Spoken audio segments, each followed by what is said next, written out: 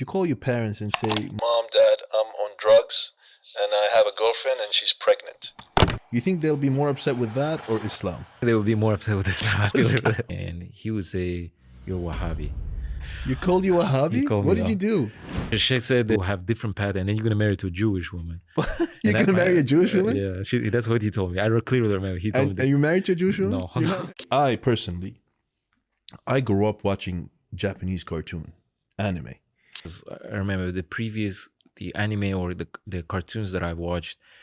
I remember I had like big shirk rituals that they do is exactly the same thing they do in Freemasonry rituals. Exactly the same. Really? If you look at from dark side of Japan, then you have a lot of weird stuff that's going on.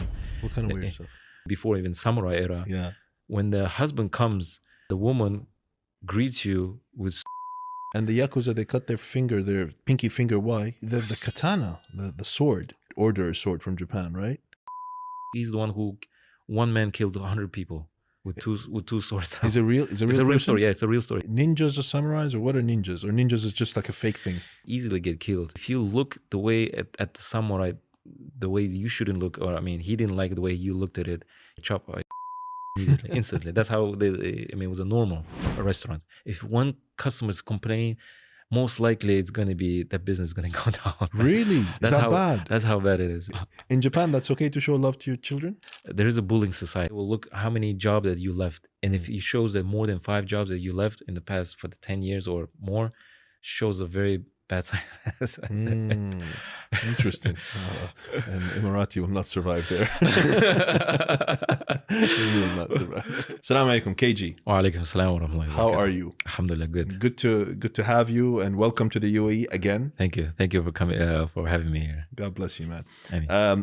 KG, before we start and dig in deep into your experience in life and where you come from, introduce yourself just in a short kind of description.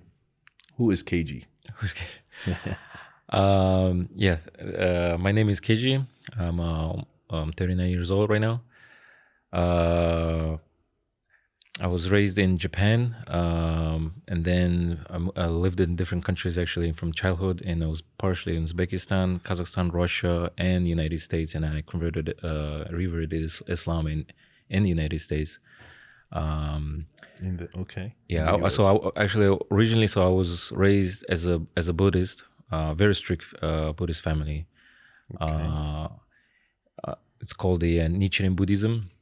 It's from Japan? It's Japan. It's Japan has about close to almost more than 60-70% of Shinto, and the other half is Buddhism. And my father was one of the among the religious group called the Nichiren Buddhism. It's a Mahayana. In Buddhism, you have two sects, Mahayana and then Theravada, and this is among the Mahayana group. Mm-hmm. And so I was raised as a Buddhist and from childhood. And you practiced Buddhism? And practiced praying and studying and learning about. Until what age you were Buddhist? Until maybe like 13, 14, 14, 15, because at the age of 14, 15, I started questioning myself, like, what is the true meaning of life? Interesting. And that thought always, I remember before I would sleep, that I don't know, that thought always comes and goes. And so and I never stopped thinking about that question. What is the purpose of life? What is the purpose of it? Because in Buddhism, they don't tell you about that? No, actually, they tell about the purpose of life. You just didn't like it. We used to even travel to India and even to Nepal. Mm-hmm. We even visited the tree where the Buddha he himself, where he was practicing where he actually fasted for 30 days and 40 nights. 30 days and 30 nights? Was it 40 days and 40 nights? Okay. So it's like a religious kind of traveling there, and we even visited like Umrah. We do Umrah, right? I visit from childhood. I visited there, but one thing that I felt that something is wrong is that there's a lot of questions that's not been answered in terms of where's the original text, because Buddha was originally I think about close to 500 before Christ, and the book was revealed only after 500 years after his death of Buddha. Okay. And There's a book. I didn't know that. yeah, Buddhism has a book. There's a book. What is it written? What language? In Sanskrit, and then of course they translate it into Japanese, but they have the it's not the original text. Okay. But only after 500, close to about 500 years, they wrote it down. So okay. So your name is KG. Yeah. Abu Adam. Yes, they call me Abu Adam. Yes. Abu Adam. I'm going to call you Abu Adam, like, the Islamic culture. Sure. You like that. But tell us about the passport name. I want to hear that. My name is Sakurai Kazuaki. Yes. Okay. Sakurai Kazuaki. What does that mean? Sakurai, it means it's a family name, means the cherry blossom well, and Kazuaki means bright future or bright world. Very positive. I was named the president of this religious organization. He named me. Oh, really? Yeah. What an honor. They wrote them down on the paper, so and they then gifted it to me. Interesting. And then you just left the whole thing. And then alhamdulillah, resigned. Alhamdulillah. I kept the name because the name has no not just negative, but any shirk or beautiful meaning. So I kept it, and then plus it will cause my father very upset. He's upset with you. Is he still upset with you? No, I mean he's good with me because in the beginning he was very upset, but he noticed that I changed my life, that I've turned it more better in life than previously. Then so interesting. Okay, so you said you traveled around a lot in the world. Yeah, and I think you studied in the U.S. Correct? Correct. Yes. What did you study there? My major was in business. Bachelor's? Yeah, bachelor. Yeah, but the remaining classes that I was taking mostly was like into philosophy, religion, because I was really into. I was interested in these categories, because that's where I started practicing. The first religion I started practicing was Christianity, because I was invited from professors to a church, all different kinds of church I visited. So you were born Buddhist at the age of 13. Along that time, you went to the U.S. Then you became Christian. When I was in college. When I went to college, yeah. When I went to college. So you were Buddhist at that time. Yeah. And then you became Christian. No, if I go specifically, at the age of 17, 18, I was more going towards like atheist, agnostics. I was confused. Just confused. You don't know what's going on. Yeah, okay. I have no idea. So at that time, for me, religion didn't. I thought it was just some kind of sects, ritual people doing some rituals. So I didn't know, but I didn't know anything about it because I haven't studied it. So yeah, so you came to that conclusion, but you still said, let's dig deep, let's understand, let's study. Yeah, that's where when the professors used to invite me. Then that was the introduction. Christian professor. Yeah, that's where it was the introduction to Bible and the Christianity. So then so I studied. They made me do a lot of stuff, meaning eat the Jesus flesh. What? They give you some piece of a snack, and it's a part of a Jesus flesh. Really? Yeah. Not literally, of course. Not really. Yeah, it's a bread, right? I think it's bread or something. They give you bread. Yeah. It's like a symbol. Symbol. Yeah. It's right? And then you drink something. And then you drink. Yeah, red That's wine. The blood. Red wine. Okay. And you were drinking and eating and. Yeah, it was all interesting experience. But at that time I was. I started learning about the first time I experienced learning about Christianity, the Bible.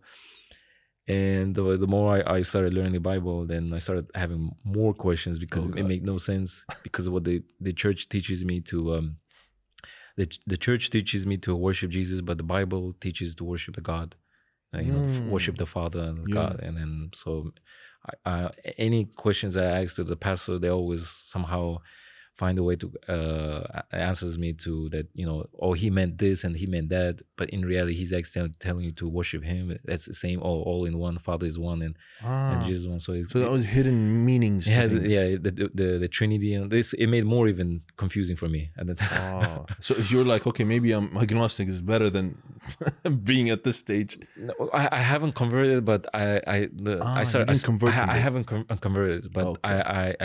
I did learn study more deeply into Christianity. But so I came to conclusions that Okay, the one of the probably the biggest I had question is that they didn't have the original Bible too. I asked, where's the original Bible? Oh, yeah, that's a good question. Yeah. Okay. So And what did they say?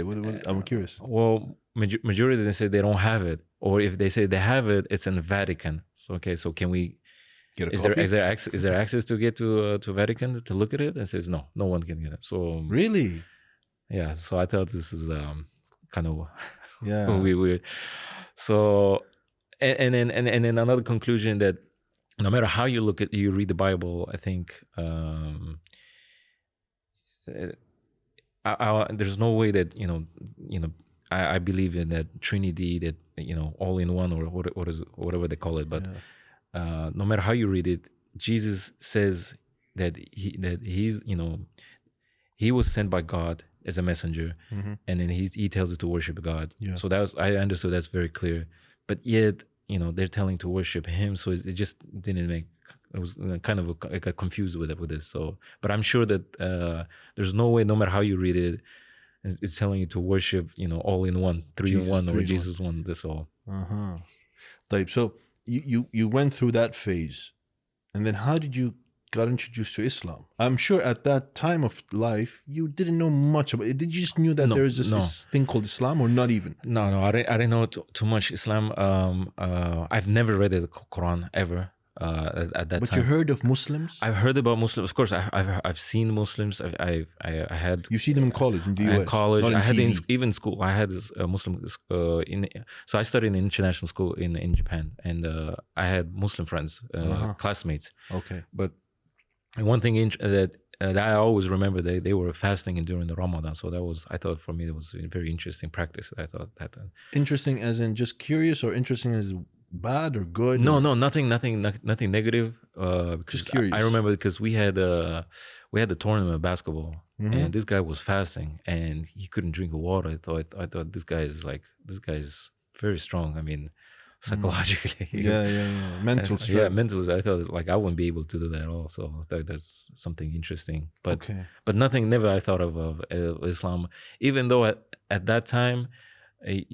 No matter how much we grew up, I grew up watching a lot of Hollywood movies. They show always negative stuff about religion, about Muslims and Islam. Yeah, terrorists, bombings. Yeah. So I had that in my but I've never thought of anything negative about Muslims. Okay. Because I've seen them and I don't see anything wrong with them.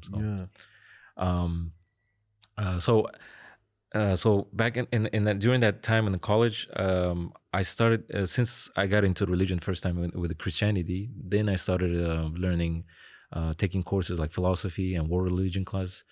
So then I started digging into all different religions. Let me see what they say about religions and about purpose of life. Overall, I studied all of them, and I think at that time, when I was taking also different courses like biology, anatomy, social science, social studies, I think that I kind of connected the dot. Okay. Because at that time, I met one of the professor. He was a Turkish Palestinian guy, who basically I had a lot of questions that a lot of professors didn't answer. I couldn't answer.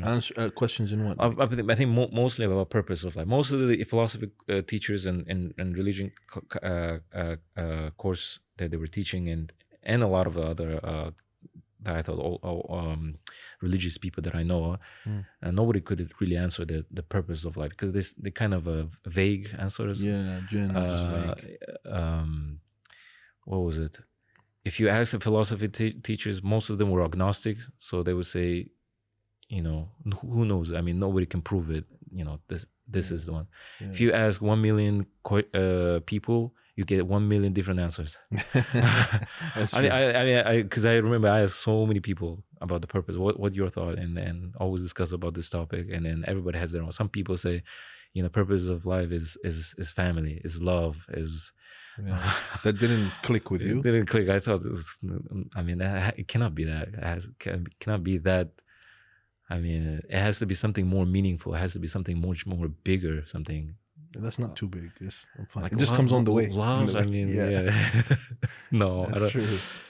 Okay, so you talked about this Palestinian Turkish guy, and I think he was answering. He answered, Professor, yeah. So he answered all of the questions that I had, and I thought I was surprised because no one could answer like. He was answering clearly. Clearly, very simply, easily. He answered all the questions without that hassle, and then he immediately, I remember, he says, "You want to go to masjid?" And he says, "Yeah, why not? I've never been to the masjid inside." Well, I mean, I previously visited like as a tourist site in some part of the country, but it was the first time where he took me, and then he didn't know that as I understood, he didn't know that masjid, but he introduced the imam because he asked, "Where's the imam?"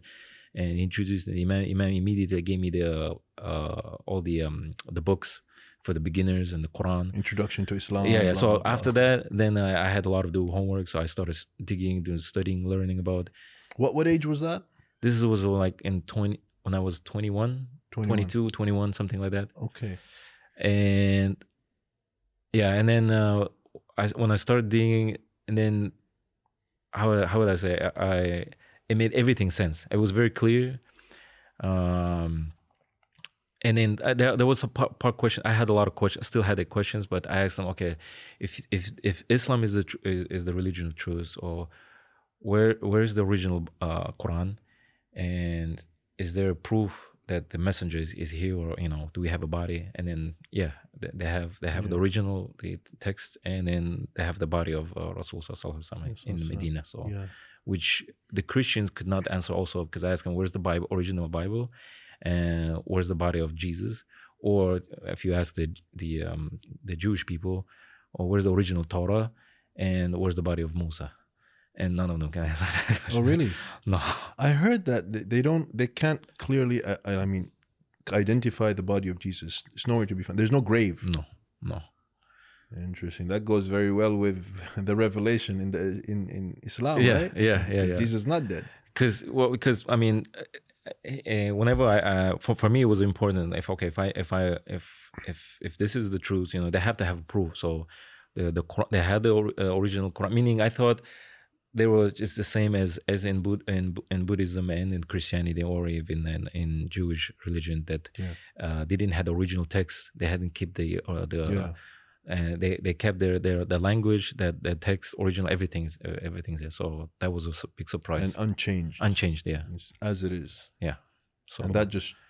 Okay, so so that from that point I thought, okay, this is serious. So let's do more digging, studying, and then naturally I didn't make it like made a causative event and to declare a shahada, but naturally I made the shahada by myself and said, really? Okay, there's truly if you study the Quran and the religion of Islam, and then you come to conclusion, okay, there is a God, and 100%, and Muhammad Sallallahu Alaihi Wasallam is the messenger, his final messenger, and is a slave. So, and then alhamdulillah, I think that's the biggest blessings that I've had in my life so far. The top, not even compared to anything. You still remember the feeling? Of course, always.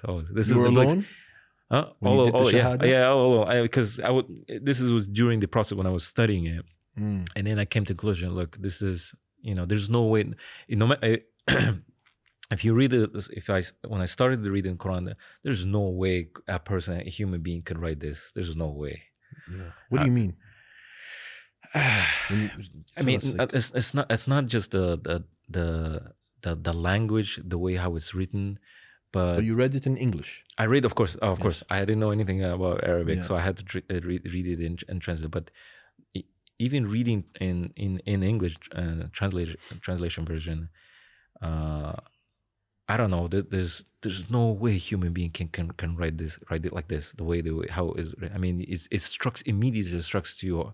Like you get a shivering. Like when you start reading it, you get a goosebumps. Like, and then there's no human being can write it. I mean, throughout the experience that I read all different kind of book, the poems and the different I don't know, the some scholars or philosophy books that you read it, there's no human being can write this like this. It's not the same feeling. No, it's completely.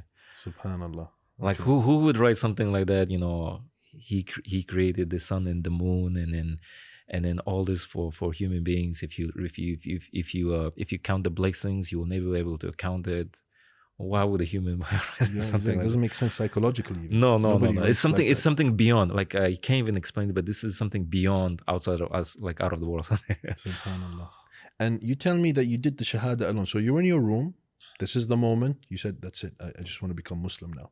I naturally become like, it's not like I want. I was like, okay, it makes everything sense. Like, okay, so it's like I didn't feel like how do you say, like I became a Muslim. Like I felt like I was always Muslim from before. Okay. Like this is how I felt. Like But you did the Shahada. I did Shahada because I said I did say there's no worthy worship but Allah. And you did it alone. I did it alone. Yeah, I didn't go. This is one thing I kind of, sometimes I just don't feel comfortable about. You know, some people, they have someone who wants to do the Shahada and they make a whole party for it. Yeah, that's what I said. I didn't make any event or something like that. Yeah, no, like Scenery. takbir, come and people Go to filming. masjid. And No. it's But just you and God. That's it. Alhamdulillah, I had the help with the imam, the local imam. His name is Imam Shpindim Najako, who's a great, he's a friend, close friend of mine. And he helped me, guide me a lot of stuff to learn about Islam, because I had too many questions. Because, okay, so now I feel like I'm Muslim. And I remember I became a Muslim. I become so happy. And of course, immediately I told my parents. Oh, wow. Okay. So you called them up. They were in another country, right? Yeah, they were in Japan. So I called them and I talked to my mother, and then she was very upset. She thought that I'm going to turn them to extremists. And I was like, what? I said, I became a Muslim, alhamdulillah. I knew that this is the truth guidance, like, because after learning all the different religions and there's no doubt this is the way. So just like an analogy, huh? Yeah.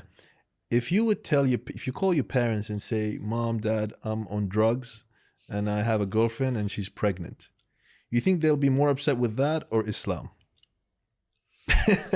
I think they would be more upset with Islam. I think. I think. May Allah guide us all. Now they're all happy. They're not quite. But in the beginning, I understand my mother. She's worried because she said, no, you don't understand. You're young, and she has an image in Islam. It's easy to mislead you at the age of your age. People, this is where they turn into different religions, and then they get misguided. And, everyone's confused. You're young. You just want to try things out. Well, I challenged anybody. I was always, at that time when I even challenged some professors, telling them, okay, we had a close friendship with the professors. So I said, well, you tell me what's the truth, and then I'll tell you. If you prove me that I'm wrong, I'll follow that. You're talking to what kind of professor? Like non-Muslims? Non-Muslims. So you instantly became a da'iyah now. Well, not in that sense, but what I want to know, I want to know who can prove that this is wrong. This was for you. This is for me, yeah. Because I couldn't find better than religion than Islam. So it's a falsification test. Yeah. Well, even the pastors, they say, this is the religion of false. Well, we'll prove it. So if you can prove that, I will follow you. But you got to prove it. Okay. And but don't you think? God protects and God guides. Allah guides. But don't you think it's a bit of a risky kind of approach, right? You just came into religion and now you're going to professors. I'm excited because I was like a very. I'm sure a lot of people have that kind of feel if they when they reverted to Islam or converted to Islam. They finally got to now they're in the religion of truth, and now they want to share to other people. My part, I wanted to share, but I came across a lot of people who were against the religion of Islam. So I said, well, prove it. This is the. One thing about Adam is that I see some, not all, some people who accept Islam, they instantly come online and they start giving dawah. So they do not a very good job about it, And so they start talking about Islam. They talk about this. They talk about that.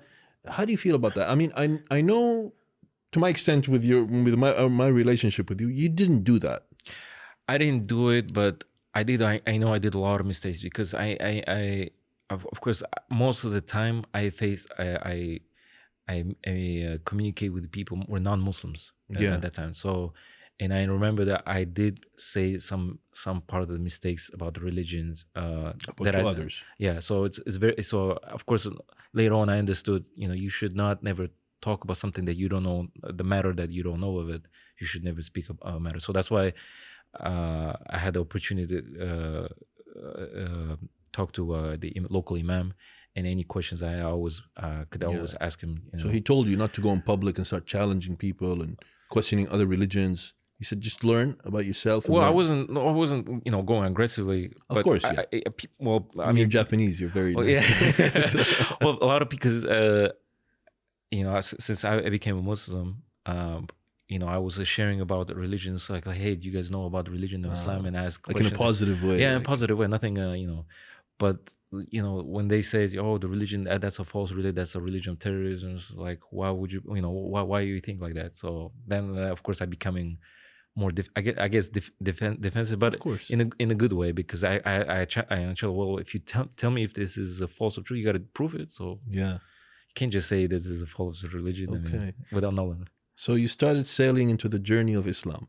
and you're reading and you're exploring and you're learning new things, of course. Yeah. And so when you first accepted Islam, what did they tell you? What's the first thing you need to do?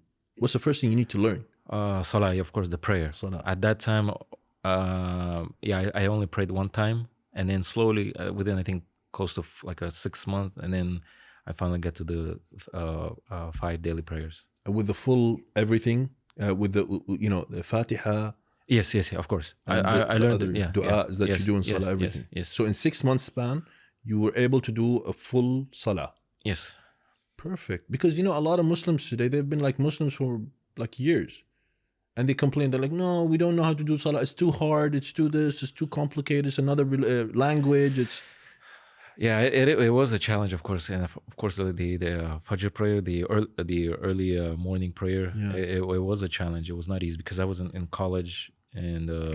you had classes? I had classes. Even Jummah, alhamdulillah, it was by the mercy of God that I had the opportunity to tell the professor, and then they kind of gave like a 20 minutes, 30 minutes early leave from the class so I can go to the Beautiful. They did that only for you? Or yeah, like they did only for me. I don't know any other ones because I asked professor and they says, sure. Yeah. And you had other Muslims in the class, I'm sure. I remember I had some. Nobody cared, huh? Nobody prayed. I don't know too much. I didn't look at it one day. Okay, you didn't care. It's not your business, right? So when you accepted Islam, I'm sure, the community of Muslims. You were in the U.S. Yeah, I was in the U.S. What state? This is in Illinois and Rockford City. Illinois, not so far from Chicago. Okay, you had a lot of Muslims there. Yeah, it was a very good Muslim community there. Okay, so tell us about the community, because now you're a new Muslim. You want to get in, right? Yeah, you have a new bunch of friends. Yeah, it was a very positive experience, especially in the Ramadan time. Ramadan, I probably until now I had probably the best Ramadan experience in that time because wow. What was it? We would go pray Maghrib, and then eat iftar, and then we had Islamic lectures, and then we had Isha, and then we made the Taraweeh, and then the guy who reciting the Taraweeh was famous, like a Qari. He was a very great. So do you remember his name? Sheikh Nasser from Egypt. Nasser. Okay. I don't know. Yeah, but no, I mean he's not famous, but I think he was like in his region he won the champion, the reciter or something like that. Nice. But I mean his recitation was beautiful, and what I did at that time for first time, I was reading translation Quran, and since there's a lot of words of repetition that it repeats itself, so I would know that he recites in certain ayah was mentioned in the page that I'm reading. Right. So when he recited and I reading, because I even asked him, can you do that? He says he said yes, it's allowed to do that, to have the Quran. So because it's Taraweeh. Yeah, it's Taraweeh. So it's a Sunnah prayer. So yeah. So anyway, but I had an amazing experience, like the experience with the Taraweeh, with a very good Muslim community there. And I mean, how long have you been Muslim? For 20 years? More than, more than 16, 17 years, yeah. 16, 17. You're well aware that there's some different kind of beliefs and divisions in Islam. So did you encounter any of that stuff in the US in your early days? Definitely. And how did you feel about it? So when I was a college student, One of the first interesting that I think I counted that there was a Muslims that was invited me to their MSA Muslim Student Association, Okay. and then they used to invite at a house, and we go to. They always talk about some to unify Muslims under one ummah. Beautiful. Okay. What else? We need to unite and then go against the. What were they saying? Like basically, they were telling about the Muslim state are really were weak. Okay. And Which is somewhat true. Yeah, it was true. So yeah, it made sense. Everything made sense. Yeah. But I did remember the Sheikh told me just be careful whenever if you see people telling you to unite and under one banner or something, like be careful. I didn't understand at that time. I didn't understand what he really didn't meant. click. Like what didn't do you really mean? click until because I thought it was these guys are nice, inviting me to their home. And they're young, like your age. Just a little bit older than me. They're like a couple, 2-3 years older. I like your sheikh. He gave you good nasiha. Yeah. Gave you good advice. It didn't click to me until later on I found out that okay, now I understand because we need to fight against the kuffars against. This is what they were saying in the meetings. Yeah. Later on, they would say something like that. I didn't understand too much about. I thought to be honest, at that time I really ignored it. You just whatever. I didn't really participate when they invite me. I wouldn't come invite, but nothing really serious. So today, when you look back, what do you think they were saying? Yeah, if I think about it right now, okay, yeah, it's very dangerous. The ideology of the movement that they're propagating, because it's in Islam. I mean, what they're propagating is it's a Khawarij. It's a mentality that ideology that they're saying. And of course, I understood this is very, very extremely dangerous. It may look kind of like nothing really serious, but in reality, it's just because I see a lot of new Muslims who became, they're saying some same thing. Yeah, we Muslims are weak. You need to unite together and then go fight, for jihad or something like that. Yeah, it's crazy. It is crazy. And now I think that yes, jihad of course is in Islam, and it's not you don't nullify it or anything like that. And we confirm that jihad is Islam. The Prophet ﷺ confirmed that. But of course, it has conditions, just like salah has conditions, just like siyam has conditions. It has shurut, pillars and conditions and things like that. So in jihad, of course, one of the main conditions is that we don't just me and you go and fight someone. It's not a gang fight. It's organized, and this is the lovely thing about Islam. It's organized through, of course, the people of authority. They decide such things. Yeah. But we don't, not MSA is going to go and call jihad on someone. That's just silly. طيب, so you met the ideology of the Khawarij a little bit here, in a meeting, and you're like, so how did you feel? You just disassociated and you just left them? I wasn't dissociating. I mean, I wasn't really participating to how much they wanted me to participate in their the after school meetings or something. They wanted you to come in. Yeah, they wanted to come in more, participate in their lectures. They have lecture classes. They have tafsir, history. But I guess I was more busy in college. You were busy. I was more busy in the college. But at the same time, yeah, of course, I mean, I was practicing religion and I was learning more about religion. For me, everything was new. Everything at that time. Okay. So what else? Any other groups? Because we got a lot of groups. There's a lot of crazy groups out there. Well, I met a group of so if I go, there was the girl that I was supposed, I was thinking to marry. You met her in college? Yeah, we met in actually New York, okay. And so she and her parents, agreed for me to come their home and ask for her hand and then to propose in Canada, in Toronto. Okay, she traveled from New York to Illinois to Canada. Yes. Well, yeah. Well, because she worked in New York, so and her parents were in Toronto. Okay. So and then I had to travel to Toronto, and she told me this weird thing to come immediately because their sheikh is gonna come, and their sheikh is some I don't know, is like very famous big sheikh. I don't know who's this guy, but at that time, how old were you in Islam? 2 years? 3 years, 3 years, Okay. something like Kinda that. new. Yeah. Okay. 3 years about, yeah. But you know the fundamentals. I know the fundamentals. Yeah, of course. Of course, I know the. Because you studied for 2-3 years, right? Yeah, you yeah. studied Islam. Okay. I was an expert, but I knew it fundamentally. Yeah. Base level, yes. So, what all the when we discussed about the religious beliefs, and her brother I was communicating with her brother constantly, and he would say, "You're Wahhabi." What? And this is the first time I probably came across, because he was saying, You called you Wahhabi? He called me What did you do? What did he call you? He just randomly called you Wahhabi? yeah, he asked me some like, what do you do in certain cases? So I, like, regards to prayer when you travel, I says, well, I shorten in Dhuhr, Asr, and then Maghrib, Isha. And they said, yeah, that's Wahhabi. And then, That's a fiqh matter. I thought kind of weird, so I started studying about what is Wahhabi. Was he like manhaj checking you? Like, he was checking what's your aqidah? He was, yeah. He was asking you to understand? If I remember now, of course, at that time he was asking, what my belief system is, and he said that he's Wahhabi. Wow. And I didn't know what does it mean. Is that bad or good? Okay. To be honest, when I hear Wahhabi, it kind of scares me off. I don't know what it is that. I don't even know. So, but after that, I started learning about what is Wahhabi. But anyway, and now you are a Wahhabi. No, basically, yeah. I mean, I don't call myself Wahhabi, of course. But it's a slander, anyways. Yeah, but we know what they mean. I understood what they mean in the negative. But anyway, so I visited them, and their sheikh came, and the first, it was very weird.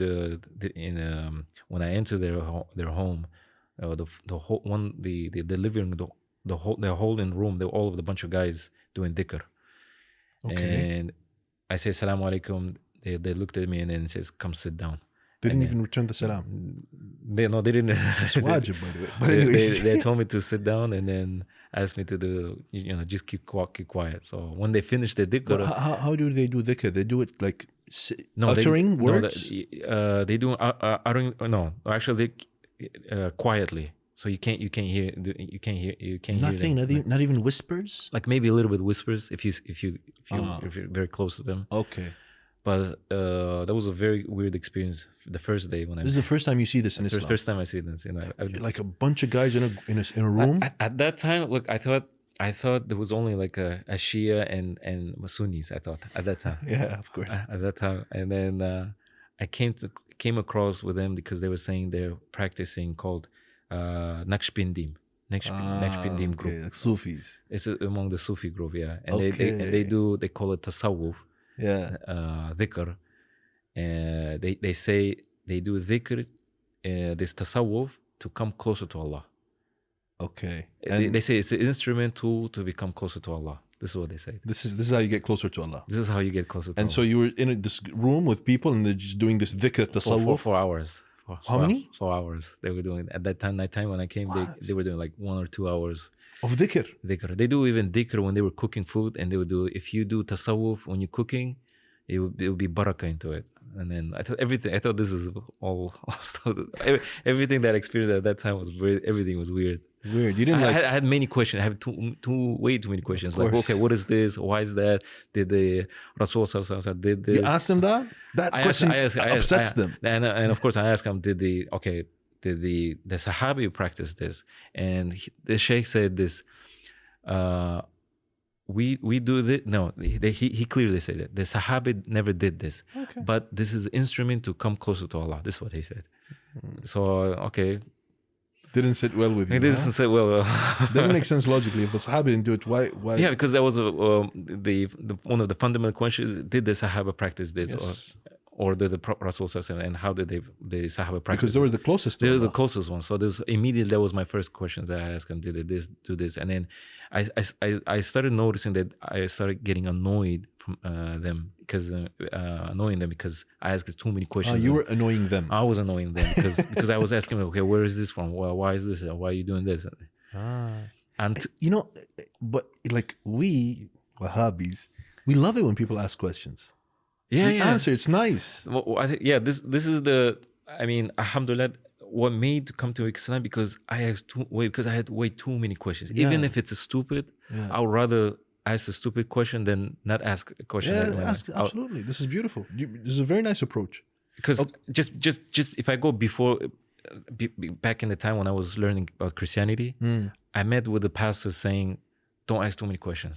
Oh, that made me kind of like a little bit upset about, because that was like, well, I want to get into the religion of Christianity, so I have a lot of questions. Can you answer any of these questions? And they couldn't answer, and they asked me not to ask too many questions. Subhanallah. And like in Islam, in order for you to gain iman and get closer to Allah, is by asking questions, by gaining knowledge. How do you gain knowledge if you don't ask questions? Absolutely. If you don't ask questions, you're not going to gain knowledge. If you don't have knowledge, you're not going to get closer to Allah, because you don't know how to get closer to Allah. You know what I mean? That's the beauty of seeking knowledge, talab al-ilm.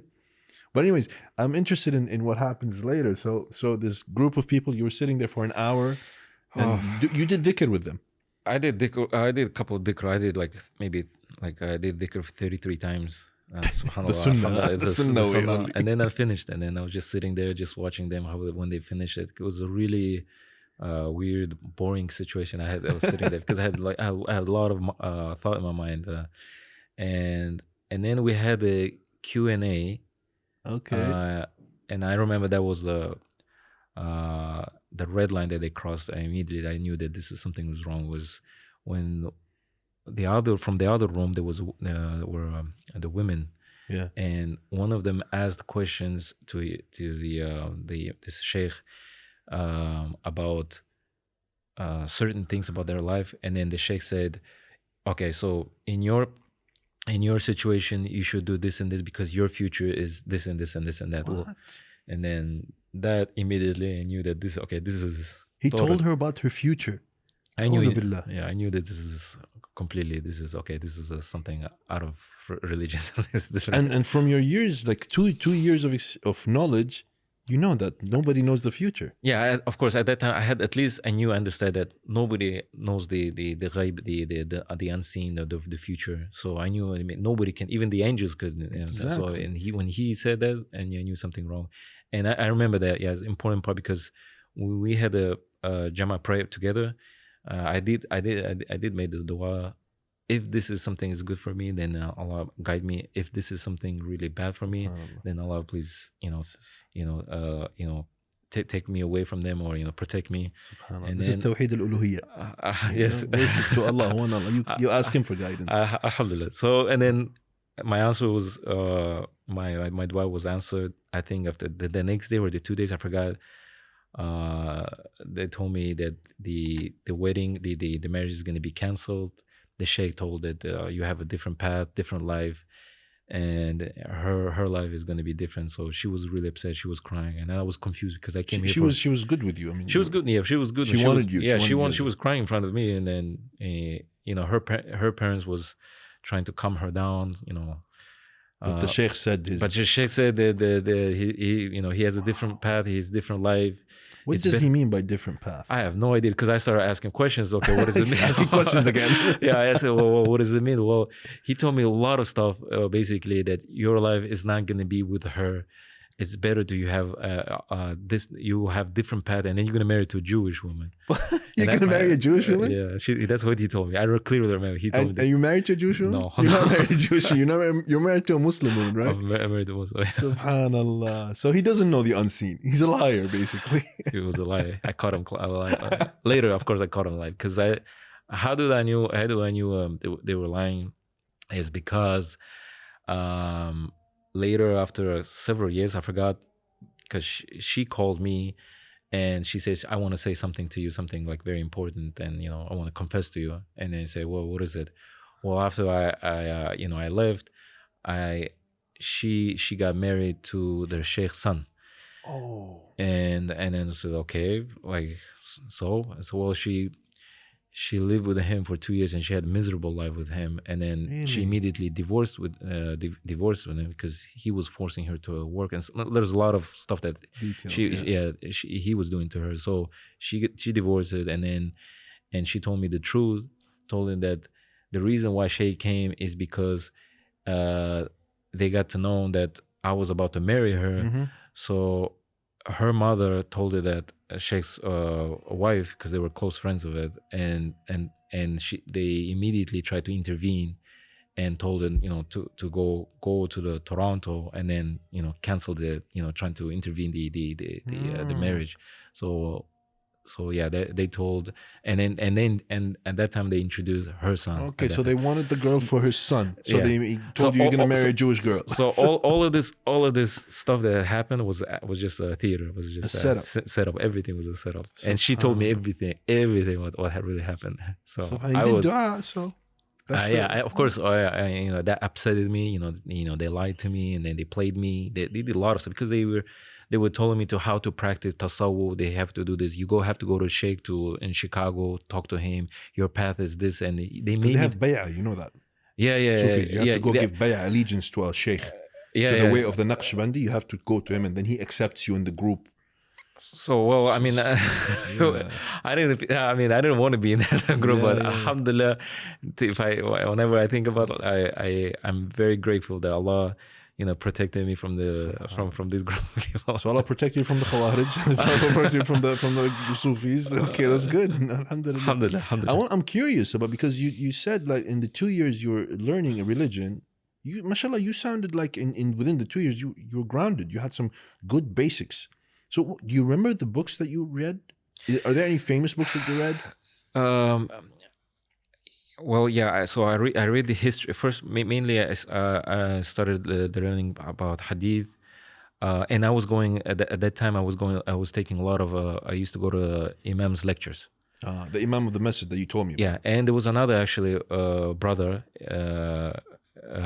He was an engineer, but he has Islamic knowledge, and he actually voluntarily come on Sunday and give a lecture about Islam from scratch. This is because like I had more free time, so I would come early in the morning, and then he would teach me about the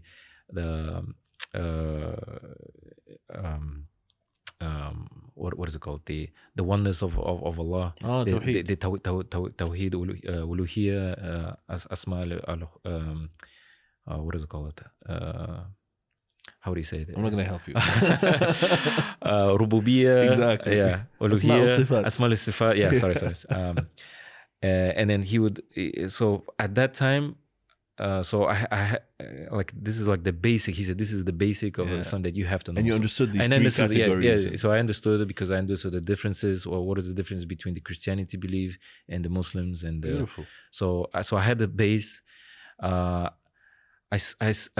read like in the masjid, they had all the small books, like a short books about booklets and all that. I read a lot of those booklets. These are nice. Yeah, very, very helpful and nice. Short, to the point. Short, quick. I need more summary and more details. And then whenever I wanted to study more in details about the incident, then I studied about the history and beautiful. So okay. Yeah. So you moved away from this kind of scene that you tried to propose to someone and it didn't work out, and you went back to school. You went back to college. Yeah, I went back to college. Yeah.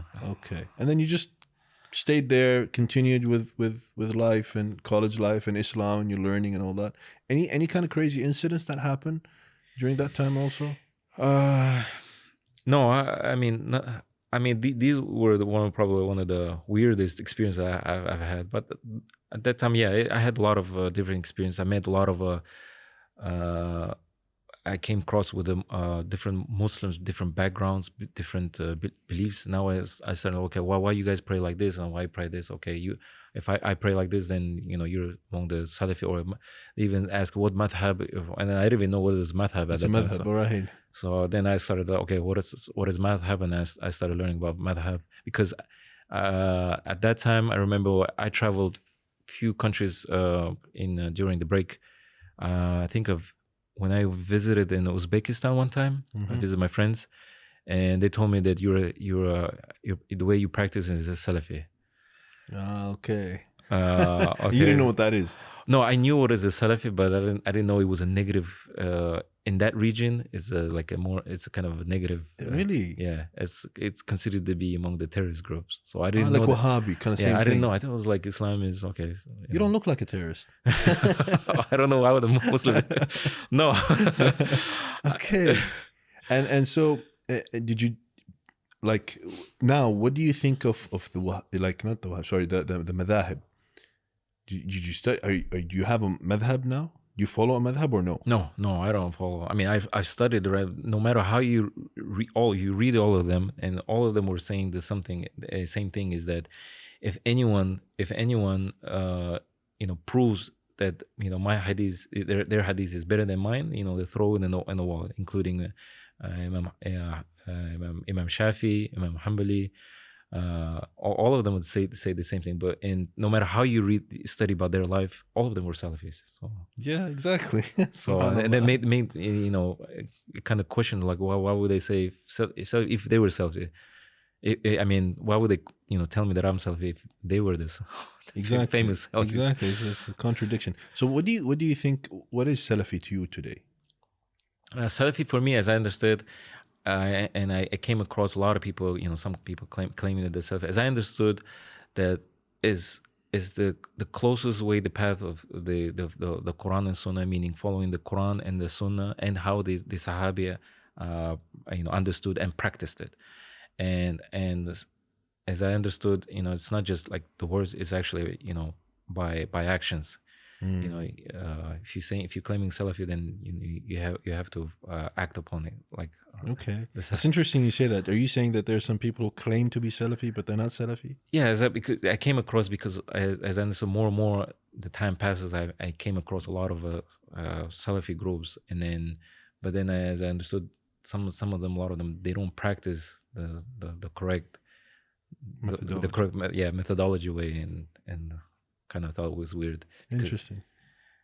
Just like Muslims, but then they violate many of the Islamic principles, right? I'm Muslim, but he does crazy things. Same kind of concept, right? Yeah, exactly. So labels don't mean much if you don't practice what you say you are. Yes. Subhanallah. طيب. I wanted to move on, shift away from your journey to Islam. Sure. To your identity, as in Japan. And I think you're well aware, Japan is a country that has impacted the world. Historically, whether it's in economics, whether it is in entertainment, whether it is in food, the way we look. I mean, Japan is by itself a fashion trend. Yeah, I agree. And, in the UAE, I personally, I grew up watching Japanese cartoon, anime. Captain Tsubasa and all the ninja stuff and the samurais, and all of us, we grew up like, we even used to buy the swords and like play fight and act and all that. However, I mean, I remember back then, it was Captain Tsubasa's just football, right? It's just football, and he does like these crazy kicks and all that, and it's cool. And maybe some ninja things, and ninja or samurai, and it's very basic stuff. But now the cartoons that we are receiving from Japan, the anime, it's kind of scary because they have a lot of symbolism and rituals in it and beliefs, and a lot of them have incorporated demons. A lot of the demons and monsters and the unseen world, and a lot of these things and magic. True. And Satan, and even talk about God, and even they're fighting God, angels. Things like that. And it's becoming crazy. And there's a lot of kids are watching it today. And I've seen like this is a genre now. So there's a group, a sect, of people who are like the anime people. They have their own clothing, culture. Yeah, culture, everything. They have the convention centers even. Sometimes they come to Dubai and all that. Wow. Yeah. You know what I mean? Yeah. And so I just wanted to know, what do you think of anime? So yeah, I grew up in that also, and when I was a kid, at that time when we were kids, anime was booming at that time in early 90s. Was like, yeah, of course. Not so much in overseas, but in Japan it was like crazy. There was like it's a cultural thing. Yeah, right? It was a cultural thing. So definitely, and if I look back and coming after becoming Muslim, okay, and then I get the whole picture, because when I start learning about when I start remembering what I used to watch, and a lot of the cartoons, animes, has definitely a lot of them has shirk or kufr,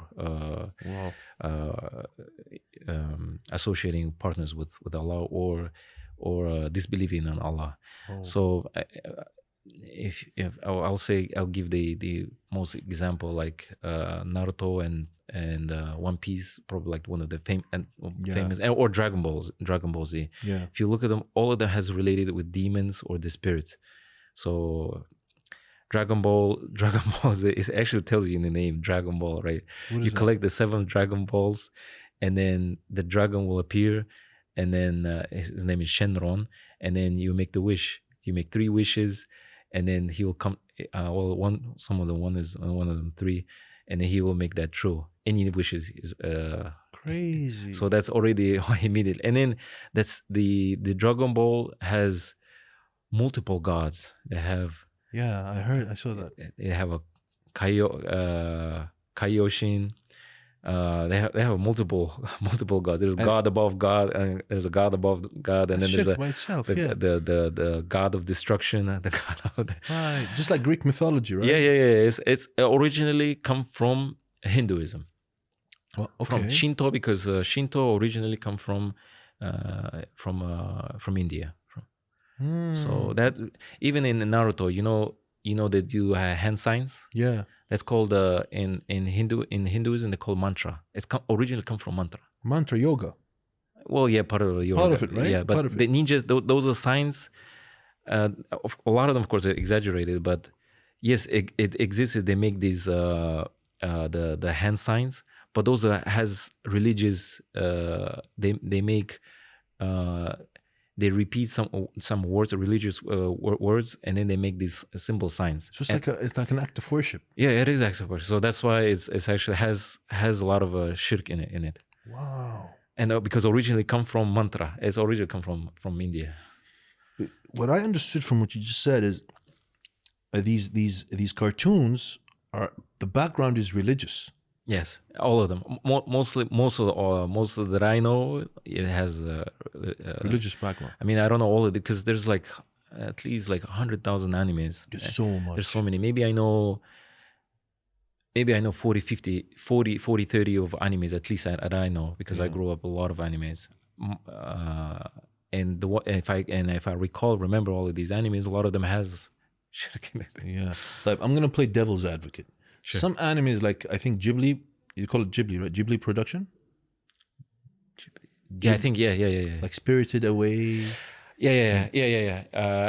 Miyazaki production. This his the author. The production is Miyazaki Hayao. Is famous.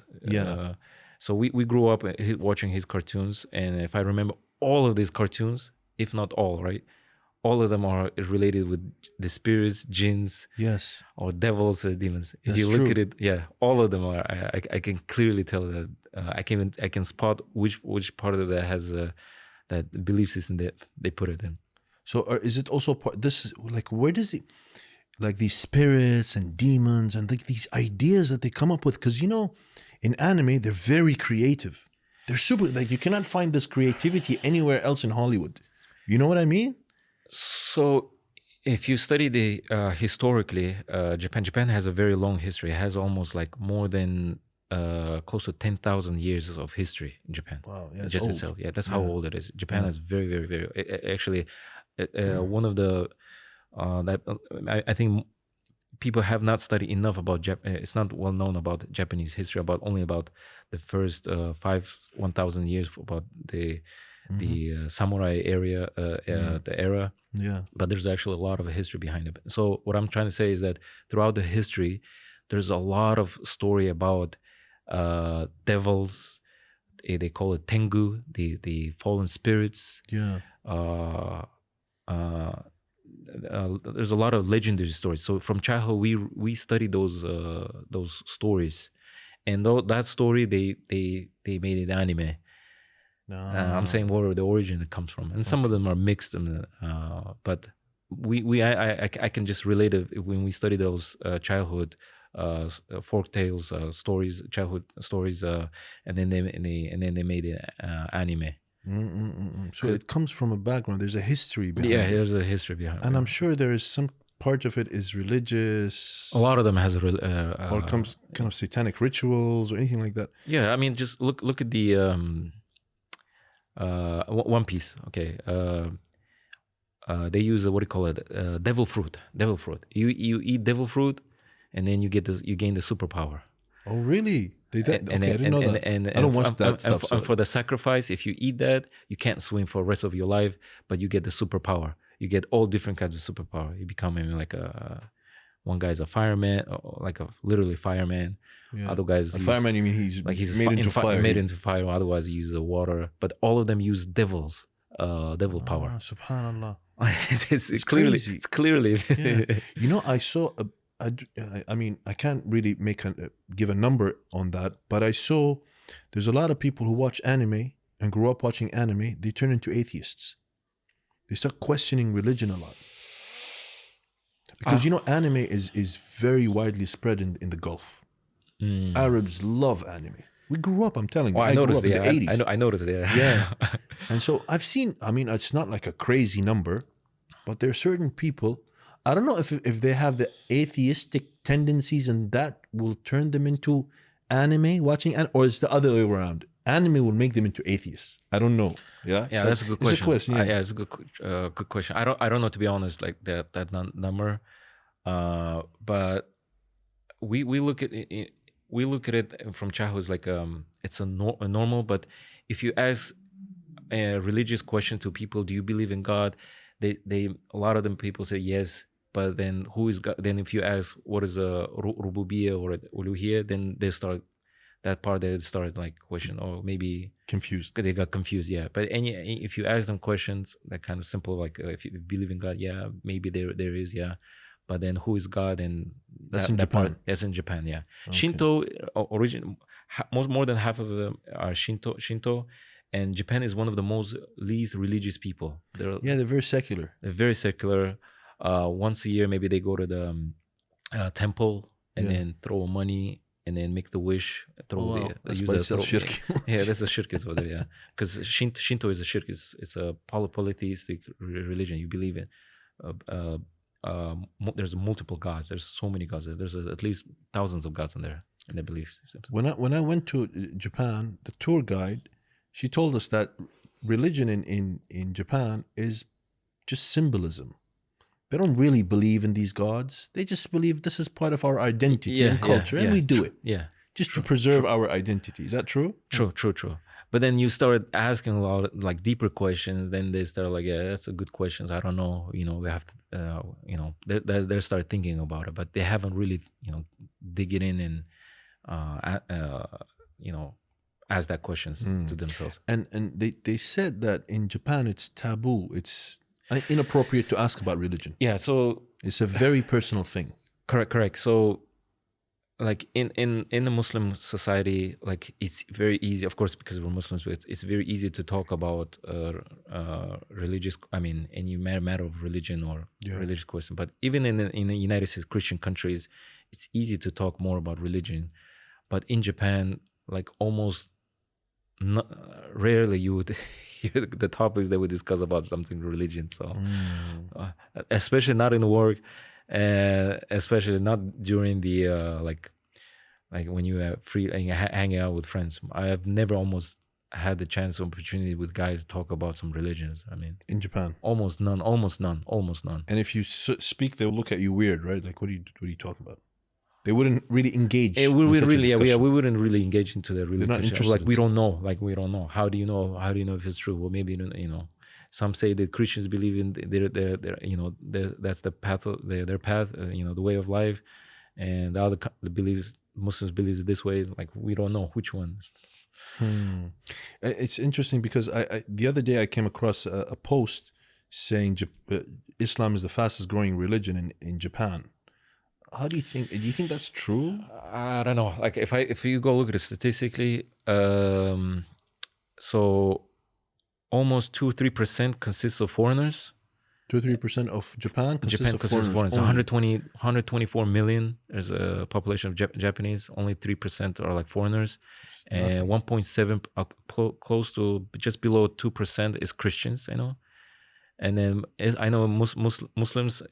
Islam is like less than 1%, less than 0.1% probably. People just very small. Yeah. But what I noticed every year I go to Japan, the masjid in Tokyo especially, I go to, 'cause that's the biggest masjid. Is this a new one?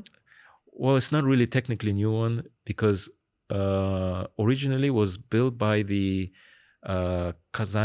Russian Kazanian people. Okay. During the Bolshevik revolutions, they migrated to Japan, and they built a masjid in Tokyo, and it was a big masjid at that time, one of probably the biggest masjid, until 1980s and 70s, where the Turkish government took over, and they rebuilt it, and that's currently at the moment is the biggest masjid in Tokyo. And I notice every year when I go there, it's getting more crowded, and now you have outside it's full in Jummah. Nice. Yeah. So every time. But the people are Japanese? No. There you go. So that's the point I'm trying to say, that even if you go there, 99% are there foreigners. What kind of foreigners? What nationalities? Mostly Arabs, Turkish, and then Indonesian, Malaysian, Pakistani, Indian people, majority. Okay. And so the authorities there in Japan, they allow different religions, and that's fine? No problem. You can build a mosque, you can do dawah. You can do dawah. Yeah, no problem. Why do you think people are not doing dawah there?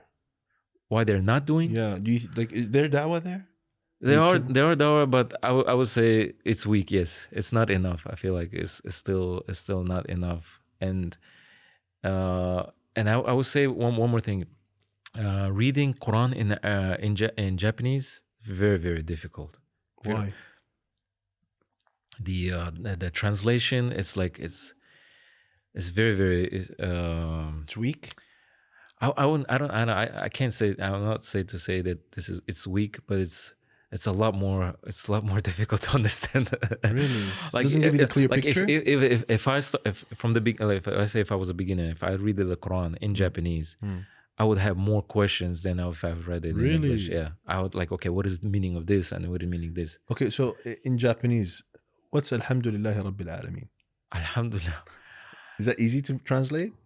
No, it's not easy. No. Give me an ayah in Japanese.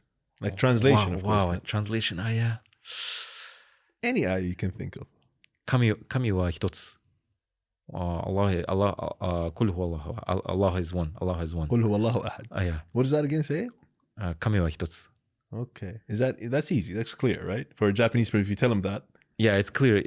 But I mean, translation in whenever you translate, even I gave it my father. For him, he has a lot of questions. I'm still working with him. Okay. I'm giving a lot of that dawah to him to read it. But for him, it's not easy. For a lot of, we had a debate with my father. He's saying this is Abrahamic religion, same with the Christianity and Judaism. This is how we look at it. Well, I'll tell him, well, it's different, because this is the complete religion, the last complete religion. And the Tawheed part, they don't have it. Yeah. Subhanallah. So, a lot of people, sometimes they say in Japan, we see a lot of Islam in Japan, but not Islam, as in the manners, the etiquette, the way Japanese people are, their culture is very Islamic. Yeah, absolutely. One thing is, like when I became, when I became Muslim, everything made sense, and everything is like it made like it aligned. Like cleanliness, half of the iman is cleanliness. So, and I think for me, this is one of the important part of akhlaq. Al-nadafatu min al-iman. I think there's a cleanliness is from belief. Yeah. I think that's a weak hadith. It's a weak hadith. But meaning it's partial. I mean, but without doubt, in practice in religion, exactly. It's cleanliness is very, very important. Absolutely. It's a fundamental thing. It's a condition in salah, right? Correct. Yeah. So one of the key part is that in Japan is the ethics and manners is very, very like the top, one of the most important part in Japan. Yeah. So, and in Islam, manners and etiquette is like one of the most, like the heaviest actions or the reward that you can get. Manners, yeah. Meaning akhlaq, meaning of course, doing good things and in a good manner, in a good etiquette. Because this is from what I understood, that if if the religion, I mean, Rasul came, but without the manners, the people would not become a Muslim. Absolutely. I mean, they would not Allah said that, yeah. because Allah gave him, meaning the Prophet Rasul he had the highest of the etiquette of manners. Yes. And that's one of the main reasons why a lot of people become Muslims, because absolutely. So for me, it was etiquette and manners was very important, especially when you say you speak the truth. When you promise, you make the promises. When you promise, you make the promise. That's part of Islam. Yeah, it's part of the Islam. You see that in Muslims? Well, that's the challenge. That's what I said. This was a very important part, because it made sense. Everything in Islam teaches that, and then when you give amanat, you have to keep that amanat. Yeah. So to me, that was something very important. But as something in real life, in a Muslim world, that's something I think you don't see so much. It came big challenges that I noticed. I seen. You heard the word inshallah too much? Yeah, I hear bukra and inshallah. These two things. That means that's gonna happen. Yeah, because in Japan, I'll tell you how in Japan, this is why it's so important and why is it so strict in Japan, is that in Japan, if you take in the station train stations, right? If you Google it from one station to another station, it will come exactly as scheduled, minute by minute, second by second, and it will come. So if you need to go to get to final destination at 3 p.m. and you're leaving 1 p.m. and then you look at the schedule of the train, you will get there exactly at 3 p.m. Like 99.9% you'll get there on time. So, and happens that maybe once or twice a year there's some technical happens that it got delayed for a couple of minutes. One line got late for 2 minutes, and then it means the other line gets messed up, so you get late for like 10 minutes. And if you go to work and then you come with no reason, and if you're late for no reason, you get fired. Some company policy, you have that, you get fired. You get fired for 10 minutes late? So for what they do is you go to the, once you leave the train station, you go to the train office, and they will give you a paper with a stamp that the official documents why you got late for technical reason, and you take with this paper, and then you go to work, and then you show why you're late. Not all of the companies has this policy, but a lot of companies has that policy. Has that policies, and then you come. So Japan is very, very, very strict in terms of come on time, the deadlines. I noticed that because I worked a lot with because I worked in an aluminium plant. And we used to apply Toyota management system. The nice. Lean management, Kaizen and all that. So they were telling us about this, just in time, Pokeyoki, and all that, 5S. And everything is like on time. Even in meetings, they try to apply this. And we're not used to this. And we used to come late to the meeting, like 5 minutes late. And people get angry. And I'm like, what's wrong with you? It's just 5 minutes, man. Chill. Because we have different mentalities, different. But you're absolutely right. In Islam, it's all about punctuality also. Like in Salah, everything is about time. Salah, Hajj, Siyam, everything's about time. Yeah, I mean, my logic is what I understood. Okay, if the Muslims, they know they have to come on time to pray Salah, they know that, they will get greater reward, or they get punished if they're not delaying some certain things, not making promises or something like that. And my logic said, okay, if they they should make come on time prayer on Salah. Why they cannot do it during the work? So I thought the worldly things. Yeah, I kind of weird, kind of not matching what. Because it's a lifestyle, it's a principle. I'm not saying all of them, but a lot of people I came across that there's a big challenge on this one. Yeah, you're right. Absolutely. I mean, I'm one of them. Okay, I'm also. You're right. Absolutely. I mean, if it's part of Islam, so you have to do it in everything in life. You have to be punctual. And I try my best to do it, but sometimes, I don't know what it is. Our lifestyle, the way the environment, the society, we grew up that way. It's something, I know. Well, okay, of course, I have to be easy on this, and that because I got more used to it. So, but you're becoming like us now. Well, I mean, I noticed because in Japan it's way too strict, because Japan is one of the most unattractive for foreigners to work in Japan. Is one of the most unattractive place to work because it's too strict. because of strict policy, being on time and sometimes working too much working. Like if and Japan has like most least break you have compared to the other countries. So Average, how many hours a day you work? that's Average. average is minimum. Even if it in the contract says 8-9 hours, a lot of times you have to work more than that. Like 10 hours? Yeah, sometimes. Are you serious? Yeah. Every day? Yeah. That's a lot of work. Sometimes you can't even leave until the boss leaves it. So there's like a culture that if the boss doesn't leave it, they have to stay. Even though in the agreement they're part of, even you've done your job, you can leave it, but you're not gonna leave because the boss is there. So Are you? I mean, I understand when you just tell me this. It gives me the idea that Japanese people are not very happy people. Yeah. So Japan is one of the most stressed life society. Stressed. Okay. Yeah. Because of overwork. Even there's a called in Japanese called karoshi. Overwork death. It's called in translation. So you work to die. Work till death. So suicide rates, yes, it's one of the top in the world in Japan. Wow. You have one of the highest suicide rates, and one of the main reasons is because of overwork. And the too much stress and responsibilities they have. Yeah, they take it too. So when I notice, like, okay, here in this culture, it's more like more free, and if you're late, it's because of personal issue. You had health issue. So they'll give you a discount. They'll give you a pass on that. But in Japan, it really doesn't matter if you're sick or not. You still have to be there. Really? There's no sick leaves in Japan. There's a times that we say there's no time to be sick. You have to go to work. Really? So what if it's contagious? No.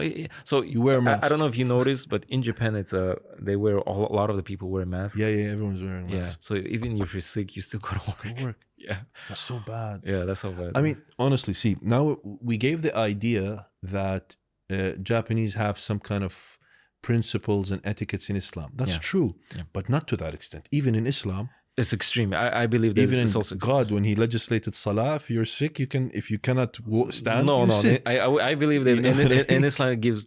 There's a lot of alhamdulillah. There's mercy by the mercy of God. There's so many discounts. There's so many passes. Like if you're sick, if you're busy, if you're traveling, exactly. Even if you're woman pregnant, you're like woman has a period, doesn't have to pray, doesn't have to fast. There's so many passes. But in Japan, it's way too strict, and it's good for the business. It's good for the business, but if you look at it as as a personal, a lot of them are like stressed out. That's why they Japan, and if you look at from dark side of Japan, then you have a lot of weird stuff that's going on. What kind of weird stuff? Well, we have also like in Japan called a host club. Host? Yeah, okay. Host and hostess club, where men go over there and then they pick and choose the girl that they want to communicate, and then they pick the girls, and then for like hourly rate they pay for hourly. Prostitutes. And then it's not a prostitute actually. You go sit there and you order drink for her and for himself, and then she basically starts communicating with you, and that's it. Finish. And you can't even touch her. Most of the time, a lot of times that you can't. There's times that you can touch her, but most of the time you don't touch her. But this is not a prostitution. This is just a host club. You go over there. So the question is like, what is the purpose for? Yeah. The main purpose is because they live in a very stressed society where you get blamed at, and you get bullied in the workforce, and then you go and then you go to this club. And then she started praising you, telling you look handsome. You're actually, you're very smart. You're very actually this and that. And then they pay hourly for this. In a psychological perspective, that's kind of interesting and good, because what they're trying to do is they're trying to have some talk therapy. It is a talk. فعل. In Islam, يعجبني الفعل. The Prophet said, I like positivity. And positivity it's evidence-based that it has a lot of good effects on the body and motivation and keeps you more productive. Yeah. And so this is what they're doing in a haram way. In a haram, With us, we have wife, we have relatives, we have friends, we have God before everything. You talk to God and you complain to God and you do dua. And the friends also praise you. Right? Correct. Yeah. So like I said, this is not a prostitution, but this is like a therapy. Be honest. Yeah. You paying hourly. You pick a choice girl that you like, and then you sit there, and then and then you just communicate this. And she basically, what if you listen what she's saying, she's just telling you she's telling nothing but praising you and telling how handsome you are, how you good looking, and smart and wise and so on and so on. So that's interesting. Yeah, it's very very interesting way of fixing things. And then also, if you look at it from historically, this practice was already long time ago. This practice. This host club was already before. There was a woman that come, and then you take the drink, or like a bar place, and then she comes, and then she basically entertain you. Basically, she entertain you. She does music. She sing it. So this was already. But no intercourse. No intercourse. Is it the geisha? Geisha, yeah. That's the geisha thing, right? Yeah, that's the geisha part. Okay. The prostitution existed, but not in not something like what you've seen in the Western other countries. But this is more different. And then, yeah. I've heard there's like a rise in prostitution in Japan. Is that true? Yes, yeah. There is part. I don't know. I haven't like dig into it, but I noticed that there are some streets in Tokyo where the new generation young girls, they have basically no job, and then they go on street, basically teenagers. After 18, of course, where they don't have money, so they go in the street, and then they don't have parents, meaning they left from parents, and then they do prostitution. How is the family structure? Family structure and women. How is Japan? What are the Japan views on women? Because there's a lot of talk about women in the West and freedom and feminism and all. How is that in Japan? Okay, so if you compare, so in Japan, if you look at the society especially in business and in politics and even sports, is fully dominated by male. Okay. But more for the past, I think, 40, 50 years, you see women in the house, in a relationship, you see women are basically dominating in terms of they're controlling the financial, everything, and then now the divorce rate is getting higher, which is everywhere in the world right now. Yeah. But now, and then you get that from Western idea, you get divorced and then you have to pay half because... Oh, really? Yeah. That's in Japan too? That's in Japan too, yeah. But that was before. Now it's also like that? Or? Yeah, it's even before it was like that? No, it wasn't. For the past, 50, 60 years. So the law's changed? Law has changed, yeah. Before it wasn't like that, of course. If you look at, historically, women used to be nothing but just obey the husband. During even just above 100 years ago, during even before even samurai era, when the husband comes, the woman greets you with sujud, bowing down to her husband. Of course, we know the Prophet. But we know there's I know there's a hadith that if I would tell anyone to worship other than Allah, then I would tell the woman to worship Allah. Yeah, well, specifically the Prophet said if you would prostrate to anyone other than Allah, prostrate to your husband. Yeah. That's if so we shouldn't do it. But I'm saying that it was a practice. But the woman was completely obeying their husband. Wow. But now it's shifted, it changed it completely. Even though the movement is in control now. Yeah, but even still a lot of in politics, in businesses, male is completely dominated. It's very difficult. It's still there. It's still there. Yeah, still very, very. Men there's a you can even see the discrimination between the woman. See, in Islam, there is a difference between men and women and the roles in men and women in society, but we don't look at women in Islam. We know the true understanding in Islam is that we don't look at women as they are, they are peasants, they are low, we disgrace them, we disrespect them. Is that the case in Japan, or is it just different roles, or is it no, they disrespect women? They look at them down, they look down on them. No, well, yeah, in politics you can see that. They don't like women being in politics. Yeah, they don't like it. They are, of course, but if you look at the rate, you see majority is like men, and it's very difficult for women to rise in power.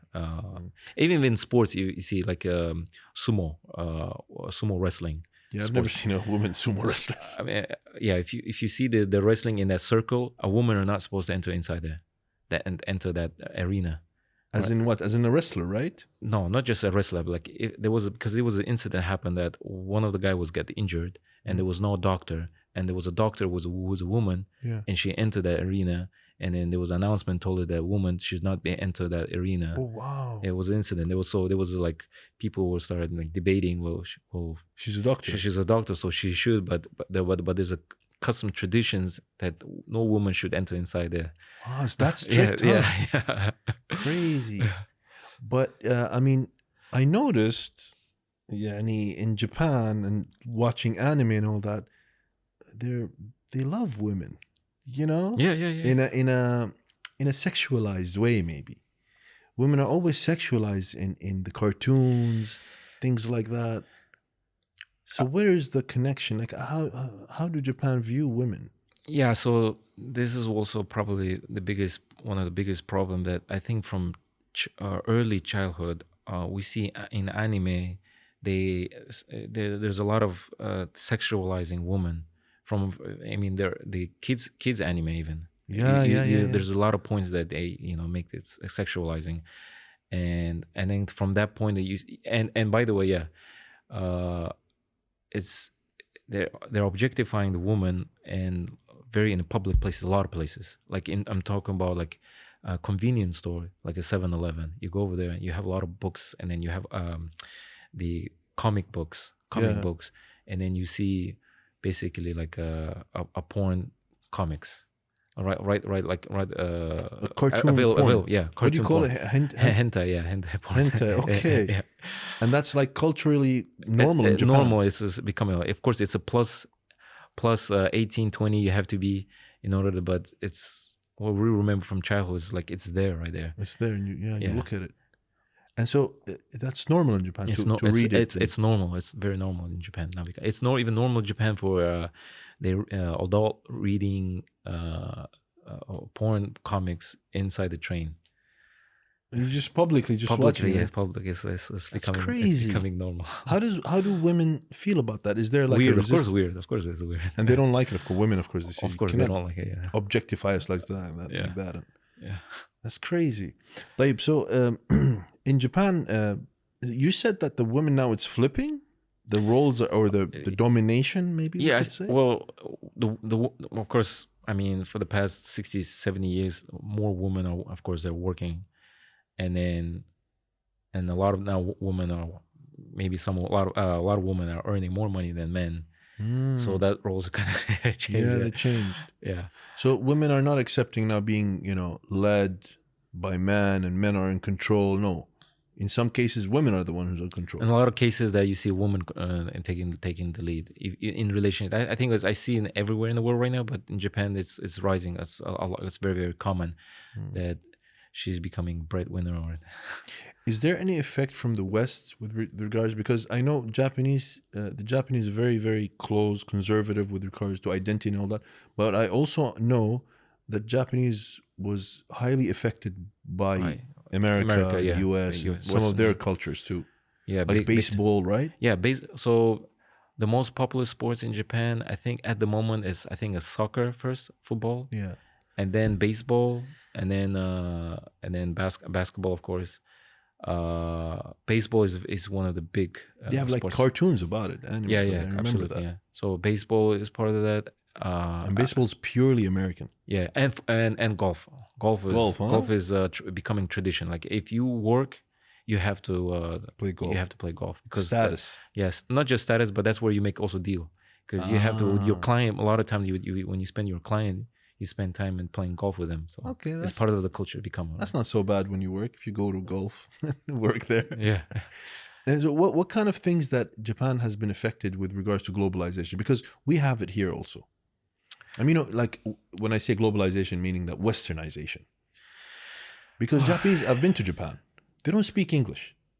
All the signs are in Japanese. Yes. That was always back then, maybe I think 10 years ago or so. Yeah, so Japan is one of the biggest issue is that we studied 10 years English, and you know, we make a lot of fun of it, meaning there's a lot of you know, especially in politics, they're criticizing that Japan studies for 10 years from junior high school to university and still are not able to speak English. And this is the big problem because the language, as I understood, yes, there are people who speak English, but for Japanese, it's very, very difficult to speak English because they're not using it. Yeah, of course, you have to practice the language. So I remember, in high school we speak when we learn the English, but then nobody speaks English. Exactly. So what I'm saying is that a lot of people can speak, can read and write in English, but they can't express it. They can't speak correct, the way how they want it. Interesting. And so also part of Japan, I think some of the things, the cultures there is that you're not a touchy society. You don't touch. It's not good to touch people. Yes, because we shake and we hug in Islam. Yes, that's true. So Japan is a very bowing society. We bow a lot. Right. Which of course, as Muslim, we don't do that. Yeah. But it's embedded already from thousands of years ago. Even and we bow down. We make sujood when the emperor comes or the Lord comes, and then we prostrate to them. And it's embedded that when if you don't make the correct prostration, your head is cut down. Oh wow, is that easy? Huh? Yeah. Actually, it goes back to the remember we discussed about the etiquette about coming on time. Why is it so in Japan so strict? Because it's been through historically it's been very, very strict. So if the person doesn't keep his words or is being given amanat and he's not kept the amanat trusted the amanat, then there was no, so in work, in business work, so you tell if he's done something, he messed up something, you tell him you're fired, right? In Japan, when you say you're fired, you say your neck. You say your neck. We show this your neck, because before they used to cut down their head. But now you don't cut down his head. Cut down his there was no something like, oh, I'm sorry, I messed it up. Sorry. It was a cut down. Till now, the only people who still practices is Yakuza. The gang, yeah. They're still there, right? Still, of course, it exists, of course. As they're becoming more weaker, but it's still one of the biggest crime organizations in the world. And the Yakuza have rules, and they live by that. Yeah, and that rule, and one of the rules is they still cut their fingers and hands. It's still it's a rare scene, but still, till now, it's still in practice, though. And the Yakuza, they cut their pinky finger. Why? What's this is the least crime? I mean, the least they could give other fingers, but this is the beginning when they mess it up, something small, they cut their finger, and then they gave as an apology. Would you accept my apology? And then and that person can accept or not accept. He can throw that fingers. Is like, I don't want this finger, go kill yourself. Really? And you kill yourself? He could kill himself. What's the process of killing someone's self? They stab someone in the katana. Yeah, it's called a seppuku. It's called a seppuku. The seppuku is basically you stab yourself, and then you are kind of you make that, what is that, curved line, and then on top of that there was a guy this is actually a ritual. So this is actually a ceremony, and then there's a guy behind it holding a katana, and then he cuts his head off, because once he finished it, he's done his honor. And then to relieve his pain, they cut his head. So he doesn't have to suffer a lot more. And they do that because he made a mistake. There's a lot of reasons. He could have done mistakes, or he could have stolen. He could have. There's a lot of crime that have done, or something that he messed up. It could be something that the Lord didn't like, something what he did, and then he tell him, go kill yourself. That's that easy. That's easy how he could have done it, because he has authority to do that. Oh wow! And the Yakuza is basically they run their power and run is through drugs and prostitution and properties and Yeah, most of the business, if you look in Japan, if you look at the dark side of Japan, there's a huge gambling business, like a casino. There's no casino in Japan, by the way. There's no Really? Yeah, there's no casino, it's but against the law. yeah, it's against the law. But we have that like we call it pachinko, where you throw like balls. It's gambling, roulette. Roulette, Like, yeah, it's roulettes, and but it's like it's different. Those machines we have a separate, Yeah. but nothing like a casino, like Casino you with play the cards, cards. no, nothing like that. No. Okay. But we have that, and you see all across the city. This Yeah, I've noticed that in Shibuya, I think. yeah, a lot of people go over there and then. Yeah, you put a coin and then you know the three lemons. You get coins. A lot of them, of course, owned by the Yakuza. Of course, a lot of the Yakuza owns the haram business, including clubs and some restaurants and bars and Okay, and they are traditional in their laws and everything. They want to stick to the. Yeah. So are they coming? Are they derived from the samurai? Yakuza, actually, if you look at the origin word, Yakuza means 983. So it's a way of people used to gamble, roll the flip the what do you call those dice? Yeah, they roll the dices, and it comes 893. So that's what origin their business. How it's gambling. Yeah, it's a gambling business. Yeah. Okay. It used to be some just group of samurai group, and they started doing their own business, and They went rogue. You mean? Yeah. Because samurai, they're like the soldiers. They're fighters for the government, the Correct. country. So samurai right now, it means like warriors, but the origin, the word actually means servant. Originally, if you will, Samurai like way more than thousands of years ago, it's originally come from the word serve, become servant, and then became warriors, and then become elite warriors. They become, because now at that later on the samurai became basically people who could read and write. They were well mannered, and they had fighting skills, and they had a high strong spirits, like meaning like warriors. Yeah, mentally strong. Mentally, and so they would also be in combat, not just like these commanders tell them what to do, but they could be in combat. Interesting. And most important, and a lot of them were in power, or they were rich. Samurai were people, not just peasants. So that's why they considered to be like the like elite group. Elite group. So in the shogunate system, the feudal lord system, they had feudalism. It had basically split in two. The peasant farmers, and then shoguns, basically the samurais. Shoguns were the elite. Shogun were the elite. Yeah. And the katana, the sword. The Japanese sword, it's one of the best swords in the world. Yes. And it's a tradition. Yes. That the Japanese people, they're very honored and they love it.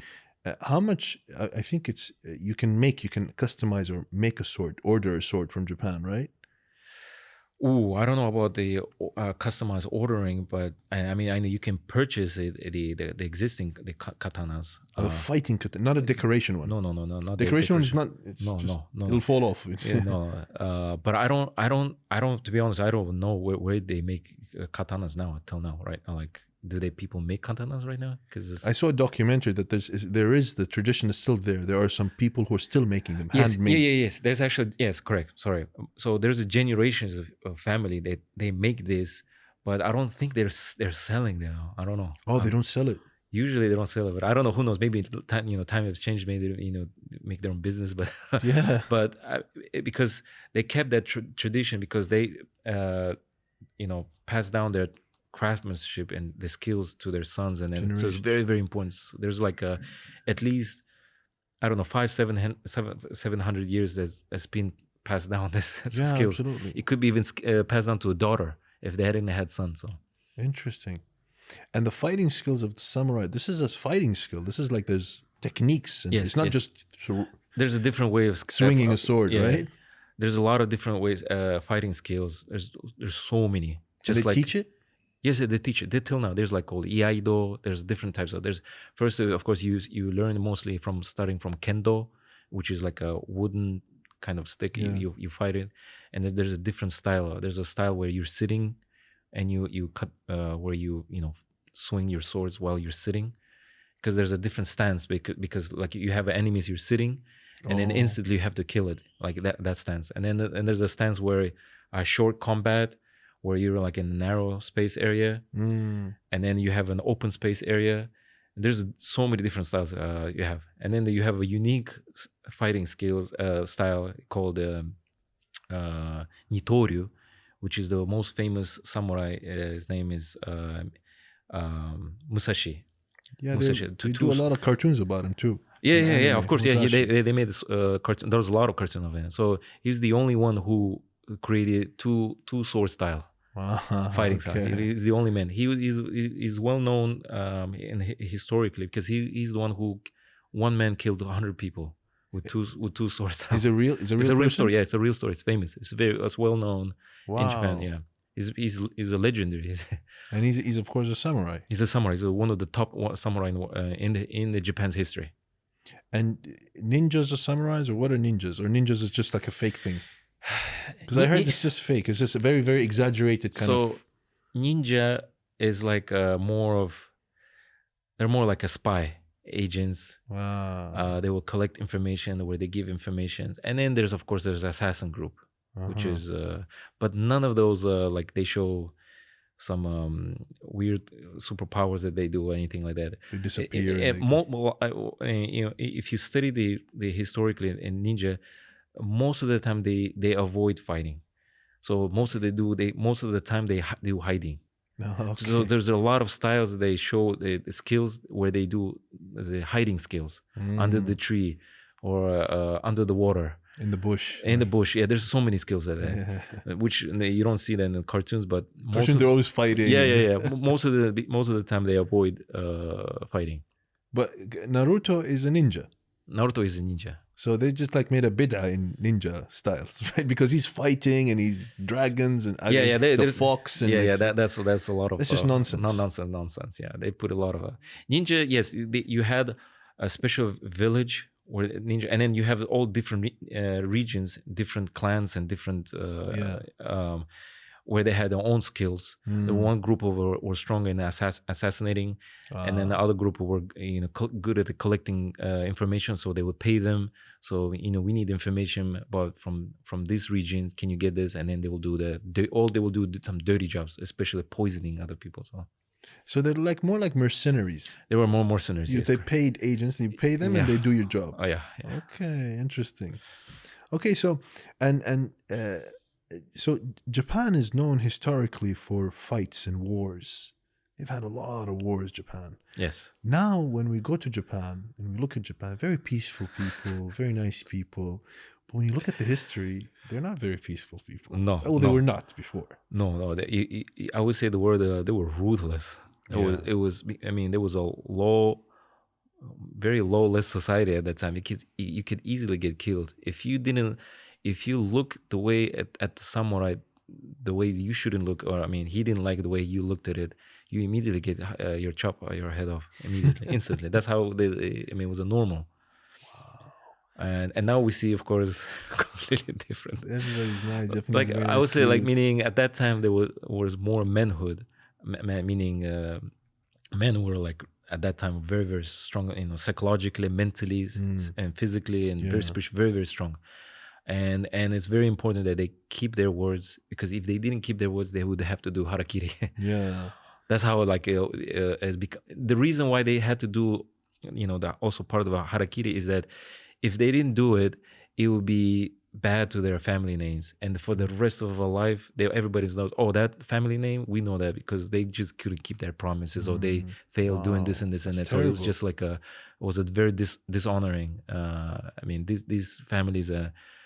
It's like a mud in their family. Harakiri is different than seppuku. You said.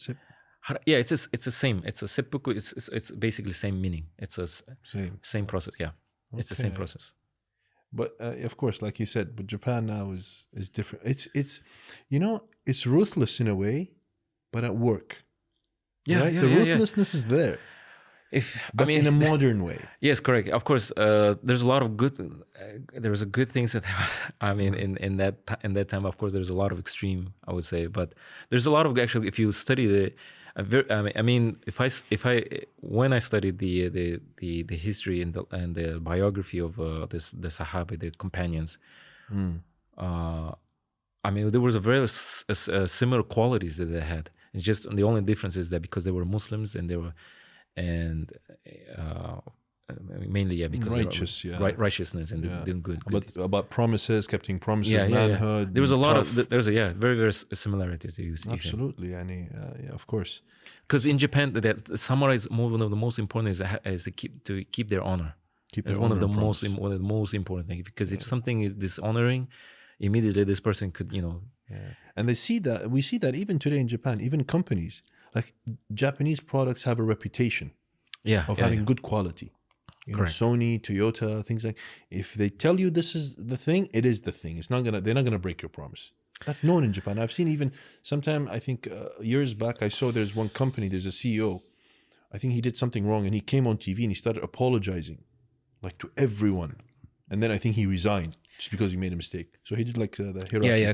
Correct. Yes, that's basically when he resigned. By the way, in Japan, when you say you resign, you mean you're fired. It could be when you say it. It's like a very dishonoring. It's very difficult for him to find a job, to get another job. It's very difficult because they will know, okay, you dishonor or you did this or you did that, and then you have a bad history. Because even in an interview, they will ask you how many jobs that you left. And if it shows that more than 5 jobs that you left in the past for the 10 years or more, shows a very bad sign.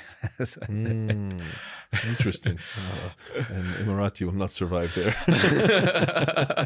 He will not survive. But different worlds anyways. You moved away from Japan. Alhamdulillah, yes.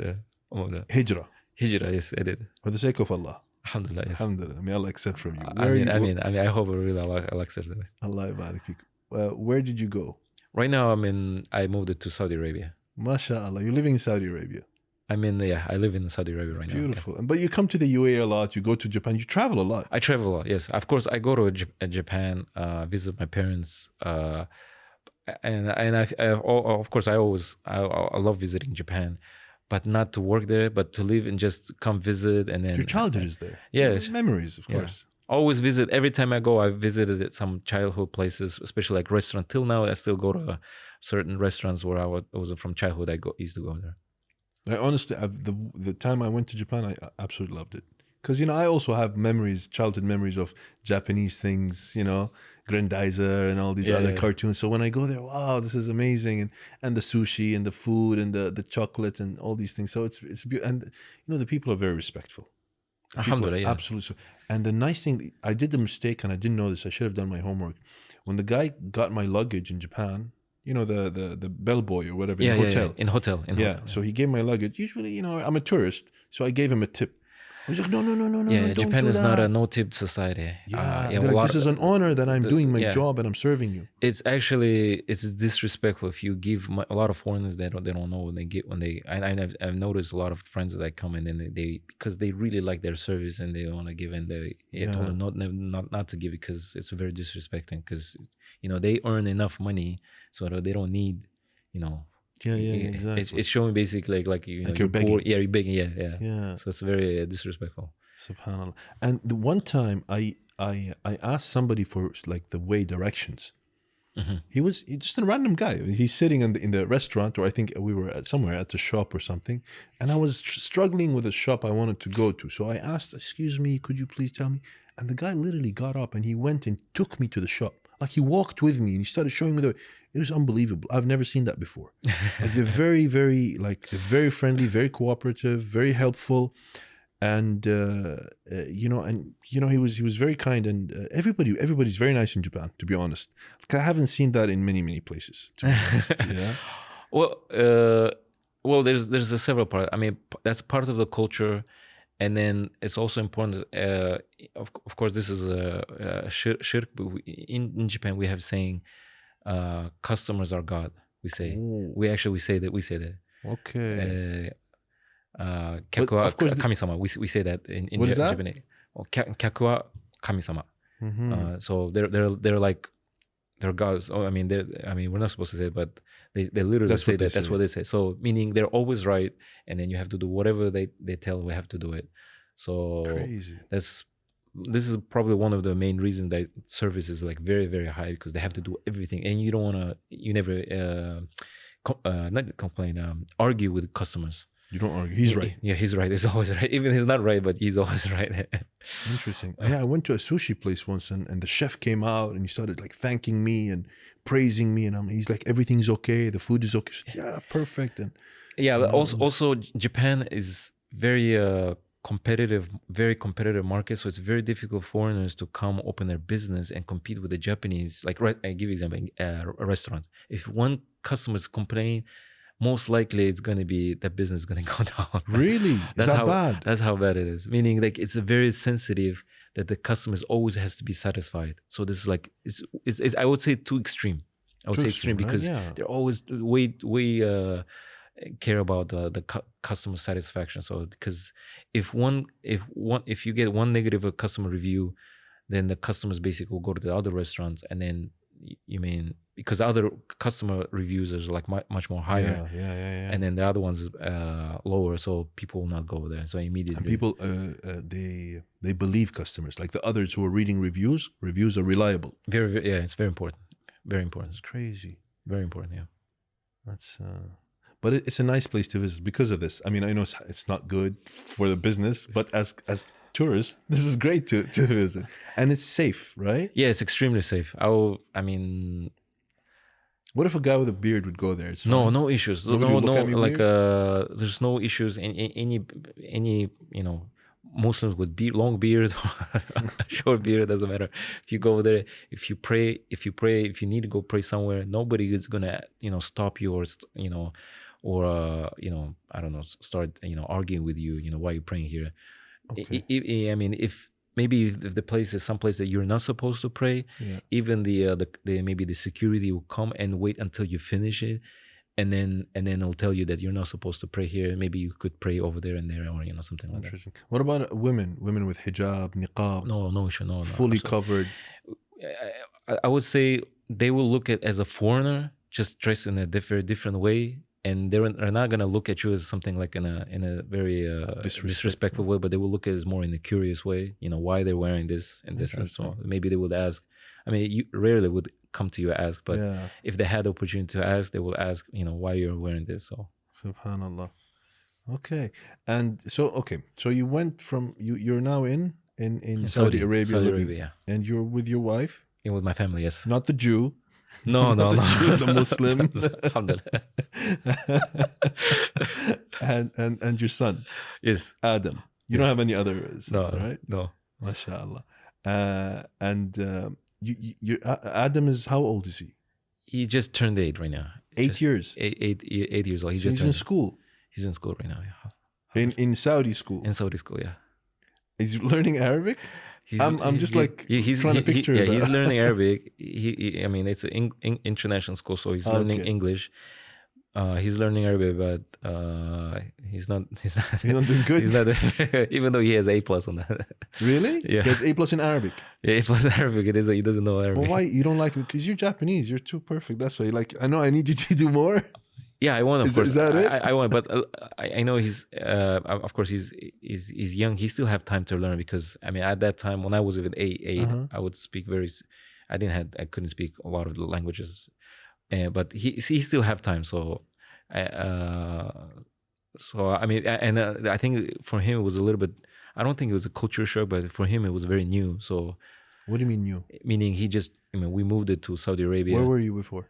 I lived in Kazakhstan for 10 years. Okay, 10 years in Kazakhstan. Yeah, and then that's how I started working there, and then that's how I met my wife, and then I got married there. Okay, so he was living in Kazakhstan. I lived in Kazakhstan, and then moved it from Kazakhstan to Saudi Arabia. Yeah. When you raise your Adam, you raise him in the Japanese way, or little Japanese hybrid Japanese Islamic? Hybrid mix, yeah. Are you tough on him? I'm very tough on them, yeah, very tough. Okay. We show him love, of course. Of course, always. Okay. In Japan, that's okay to show love to your children? It's okay, but I think you mentioned that Japan is not a very hugging society, touchy society, and I'll explain, Japan is not very emotional. They don't show emotions. They don't show emotions. It's actually this. it's actually not a good manner showing emotions. Too much emotions, it's not good. It's like meaning this person is not disciplined or Really? yeah. And I remember there was a one lady, Japanese lady, who became Muslim, and when she converted to Islam, there's a lot of sisters started hugging, and it's the first time she experienced it, and she started crying because she never had experienced like a lot of hugging. I remember it's that. natural. Which is it's a rahmah. I think it's part of it's a mercy, and in Japan, yes, and this is one of the problem also that it's we don't show too much emotion, and probably this also problem with the relationships. They don't, it's not good too much to show. Even in relationships, even in a relationship, if you compare to the Western or the other, even the Middle East, there are less more emotion. But that's embedded in Islam. It's embedded in Islam. You have to show emotions. Sometimes it's good. With enemies, don't show emotions. Yes, correct. In a control way, in a good manner. But there are times you can't control emotions because you're humans. Exactly. And but in Japan, you see more. I see a lot of cases that when they start hugging and they start crying because they never experienced that. It's crazy. Subhanallah. So you're living in Saudi. What are your plans? Are you gonna stay in Saudi? You're gonna move somewhere? Right now I'm enjoying Saudi. For me, I like live in a society where you're free to pray anywhere. Yeah. All the masjid everywhere. You hear as adhan. All halal food. Anywhere you go, it's halal. You never ask people if this is halal or not. Yeah, exactly. And then of course it's easy for women. Easy to practice religion, meaning they can cover themselves. Nobody's gonna ask you why you're covered, or and safe, and of course it's safe, and very, I say, friendly society. Most of the time, like when I meet with people, they always say ahlan wa sahlan. They welcome me, invite me to their houses. Yeah, they're hospitable there. Very hospitable. And they know you're like from Japan, maybe, and they get excited. Yeah. They all ask questions about my story, about and they always tell it's Japan Muslim, and so very friendly. I would say very friendly. I like it. Alhamdulillah, I'm enjoying it. Do you think? It's a final question. Let's conclude with this, and then maybe you can close with whatever you want to have a message out there. Do you think Japan as a country? I mean, Japan has really nice things, as we mentioned, and very good. Some of the characteristics are very good. But do you think Japan will increase, or Japanese people will be accepting Islam more? There will be a rise in Islam because the way they are, the culture they are, the discipline they are. You're Japanese. You became Muslim. I would say, yeah. Inshallah, that I really hope so. Even I'll go back even historically. There was actually a time where Islam was presented to the emperor. Really? Yeah, and then I think there was 2 or 3 imams, but they started disputing because when they come to some fiqh, they were saying, "Oh, this madhab we do this," and the other madhab was saying, "Is this documented?" This is well documented, yeah. And the story that in conclusion, the emperor didn't accept Islam because he thought that why would he accept the religion where they can't even come to in one. Yeah, this is happening. It's a very sad thing. It's a very sad thing, but if I would say Japan would be very close if Islam was presented correctly to Japanese en masse. I would say a lot of people would. It makes sense because it's very. It makes sense, their lifestyle, their lifestyle, livelihood, cleanliness, the mentality, the adab, the manners and etiquette. Because as I mentioned, etiquette and manners is very, very important. Because you always see in a train station, it says, you put your phone mana mode, it says, and manner mode, meaning silent. Put the silent mode. Don't disturb others. And there's a mention a lot of places where it says keep your manners. Make sure that because it's very important. And it'll also, I think, Islam will also fix a lot of challenges in Japan. Islam will fix challenges, like the one, the burnout, no emotions. These things, if Japanese people have that, they will become better. Yeah, absolutely. So I was trying to say that if Islam would, if people would accept Islam, it would, basically would give them solution to their problems in terms of stress in their personal life and in many, many, many things. Absolutely. Especially like in relationship. In relationship, the divorce, high rate of divorce and all that. Absolutely. Wallahi, you left me with a very sad note. I mean, there are two imams going to present Islam and they disputed. And they dispute over and they missed that opportunity. طبعا guidance is from Allah, we know that. But subhanAllah, this is a message for us Muslims. Yes. Our dispute, how we have to sometimes sit back and think, our disputes, how are the non-Muslims looking at it? And what are the opportunities we're missing because of these disputes? You know what I mean? Absolutely. And this is a message for us as Muslims. But also I say that doesn't mean that we let go of the true methodology because we want to agree with one another. Yes. Because that's also a problem that some of these people, some of these Muslims tried to do, like these misguided sects. They said, leave our differences in belief and core and fundamental aqidah and let's unite. And once they did that, they made a big mess because it was the religion was contradictory in their interpretation, in their presentation of the religion. This guy is saying something, this guy is saying another thing, and it's contradicting. And ya'udhu billah, but we're kind of sounding like Christians now. You know what I mean? So that's why, no, we will unite and we should not dispute as Muslims, but unite on the correct methodology. Or else, then what is the uniqueness of Islam? The uniqueness of Islam is this. Yes. It's authentic. And we need to keep it like that. I mean, if throughout the all my studies and studying the different religions, and this is what I came to conclusion, and this is one of the main reasons why I became Muslim, is that you have one true religion, pure monotheistic religion, worshiping one God, versus all the religions that are made by the devils, basically that worshiping other than Allah. Or there's always, you find that in shirk in it, basically. And then that's probably when I realized that I see why they're propagating always against the religion of Islam, portraying they're terrorists and so on and so on. Because I understood, because it's a threat. It's one religion worshiping one God, versus, because no matter how you study the different religion, you don't find religion that tells you, or mainly focusing worshiping one God. Yes. Any religion, I mean, I have not seen yet, but if any religion you study, they tell there's the monotheistic religion. You start digging it.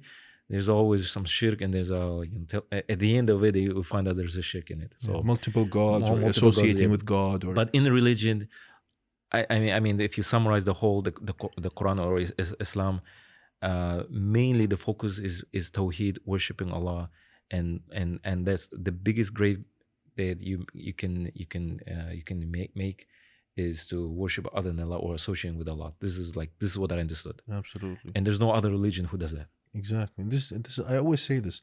The uniqueness of Islam is in Tawheed. This is only it. It's very simple. I know, because I didn't understand why is it no matter how you're reading the whole entire the Quran, it's constantly repeating worship the God is one, worship other than Allah, and then they declare that the God is one, and then it's constantly repeating, and then I didn't understand until I studied the other religions, because now you understand, okay, and then plus additionally you study the history. Okay, through history you see nothing but you had one true religion, and then it became into shirk, or associating altered religion. They changed the religion, and then so Islam comes in and in the Quran tells that originally was monotheistic and will always be monotheistic, so it will never change. Exactly. And this is the message of Islam. Yeah. Subhanallah. May Allah bless you, and thank you so much for your time. I thank you chat. for having me here. And inshallah, the viewers also enjoyed some of the tips and tricks in Japan, some of the information, historical information, new information, and your beautiful experience in Islam. Thank you. May Allah bless you, and may Allah bless your family. You too. Allah yabarak feek. Salam alaikum. Wa alaikum salam. طيب, Abu Adam. Yes. About anime. I told you this, and I want to stress, or I want to really dig in deep with you with regards to the idea and the creativity the unnatural creativity that we find in anime. You don't find that anywhere else. You know, the demons and the way they draw it and the story behind it, and you think like, wow, this is crazy. It's out of this world. So what do you think of this? Like, where did they come up with these ideas? Yeah, so after I became a Muslim, of course, there's a few stuff that I thought interesting, because I remember the anime or the cartoons that I watched. I remember had like big shirk, or has a lot of devil ritual, satanic rituals. Yeah. And then I went back, started reading again, and I noticed like, wow, this is crazy. Some of the actual rituals are exactly the same. Well, not exactly the same. I mean, it actually mentions something. It mentions in Islam about the jinns. Yes. About the jinns. How okay? So as I understood, there are 3 types of jinns. There's flying. There's one, the shape shifting, and the other one is I think crawling or. Yeah, probably in a hadith. I don't remember really, vaguely, but maybe I read something like that. Yeah. I don't know if it's true or not. Yeah, I don't know the authenticity of the hadith. Okay. But perhaps, yeah. But they do, generally speaking, I know that jinns, they do have these kind of characteristics and attributes. Okay. So yes. But and I also understand that there's a lot of the so you have in Islam, what do you call it? The foretellers. Yes. Where you get whispers, or they get the miswas from the shayateen. Yes. And and then they tell you, okay, I see, or I hear the this and this and that, and then they tell the their fortune telling, right? Yes. And one of the I noticed is that I've done some few studies, not studies, but research and studying the history of the Freemasonry and Satanism and their rituals. And one of the things is that I saw in an anime, it's called Devilman. Devilman. There's a cartoon called Devilman. There's a Devilman, yeah. I think in the 80s or 70s. I watched it when I was Jahiliyyah So times. the rictuals that they do is exactly the same thing they do in Freemasonry rituals. Exactly the same. Really? Yeah. They have to have they have to sacrifice a human sacrifice. They have to have a blood, and they do under the checkered board floor. Yeah. And they have to do this ritual, which is Freemasonry. They do this. They do this, and they have to sacrifice a human body in order to align or fuse with the jinns, and then they becoming, or with the devil, and then become he becoming a devil man. And there's that's cartoon. Why he did it is because he has a human heart and will fuse with the or take over the devil's body, and then can take over the basically go against the devils.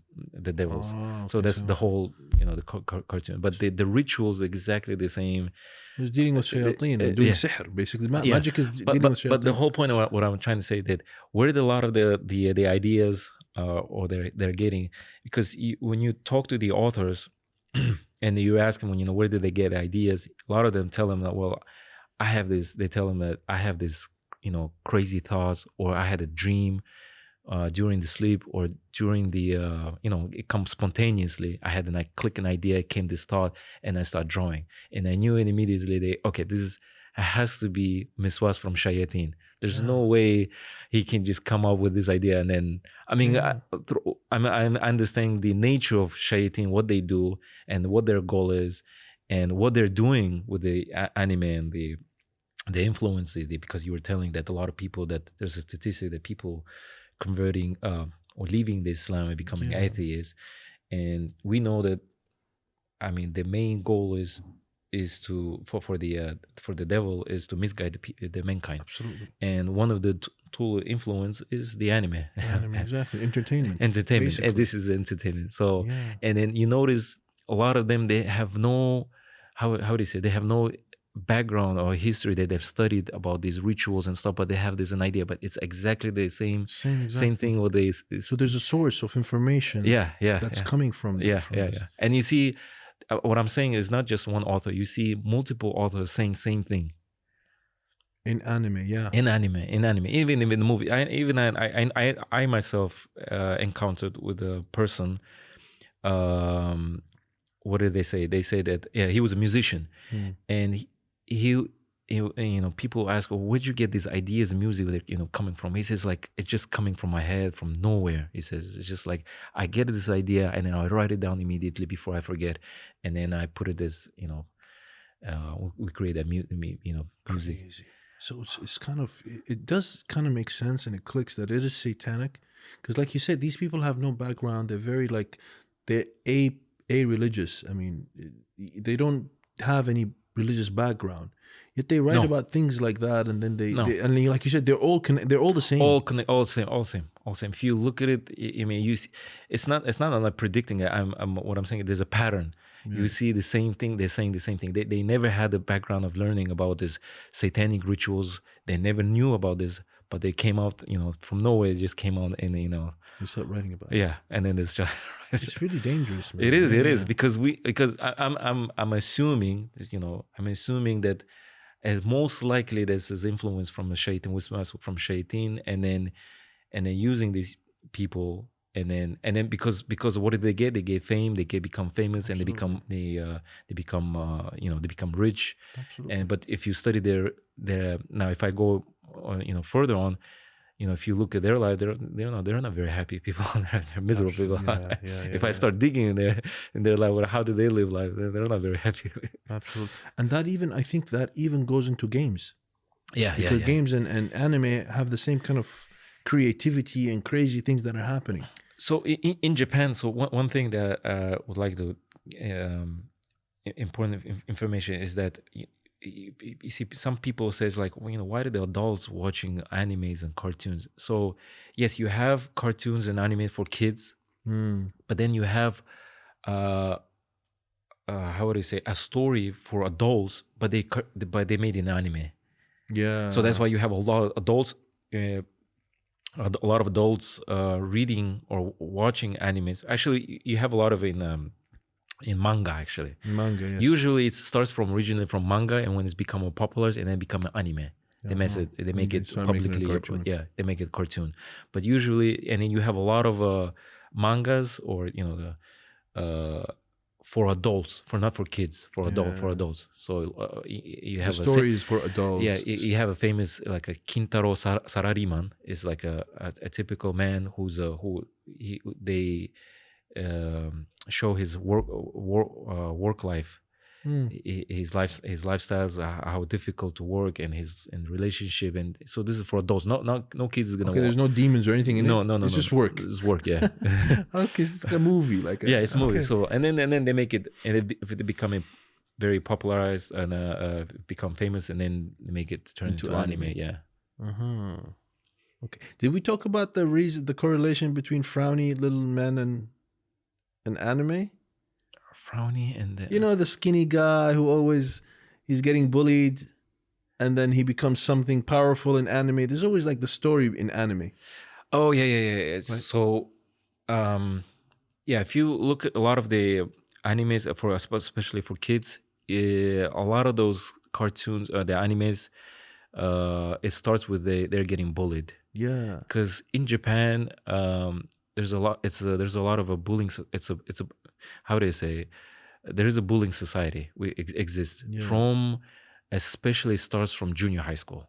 So there's actually if I talk about dark side of Japan, from junior high school you have kohai and senpai, which is the senior and junior and senior, and then immediately when you become the 7th grade, the elder, the seniors, they will tell you what to do, and then you have to follow what they do. And then when he becomes a senior, he does the same thing, and then he goes to the workforce. When you go in, when you start working, that system is like you clearly see it. The boss, the senior guy or your head,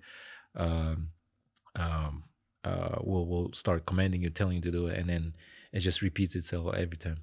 So it's a bullying society. So answer to your questions, you see a lot of an anime always showing about the bullying, because it's very common in Japan. Yeah. Very common. And that's why a lot of nerds, you know, they like the anime, you know, the society of anime. So these little guys who get bullied and all that, they read anime and they watch anime because they relate. Yeah, because they relate. Yeah, because they relate, and like, he's powerful. I want to be like him, role playing, you know, Yeah, they try to fantasize. Yes, yes. You know, this guy is frowny, but then he becomes very strong and he beats the big guy and then become a hero. then become a hero. Yeah. It's very common in Japan. It's not something like you can clearly see it, but when you start living and you start working there, or in school, you clearly see it's very something that's not very oftenly talked about, but you're all common. You see it in when you go to when you study or you start working. You live there in the society. Yeah, subhanallah.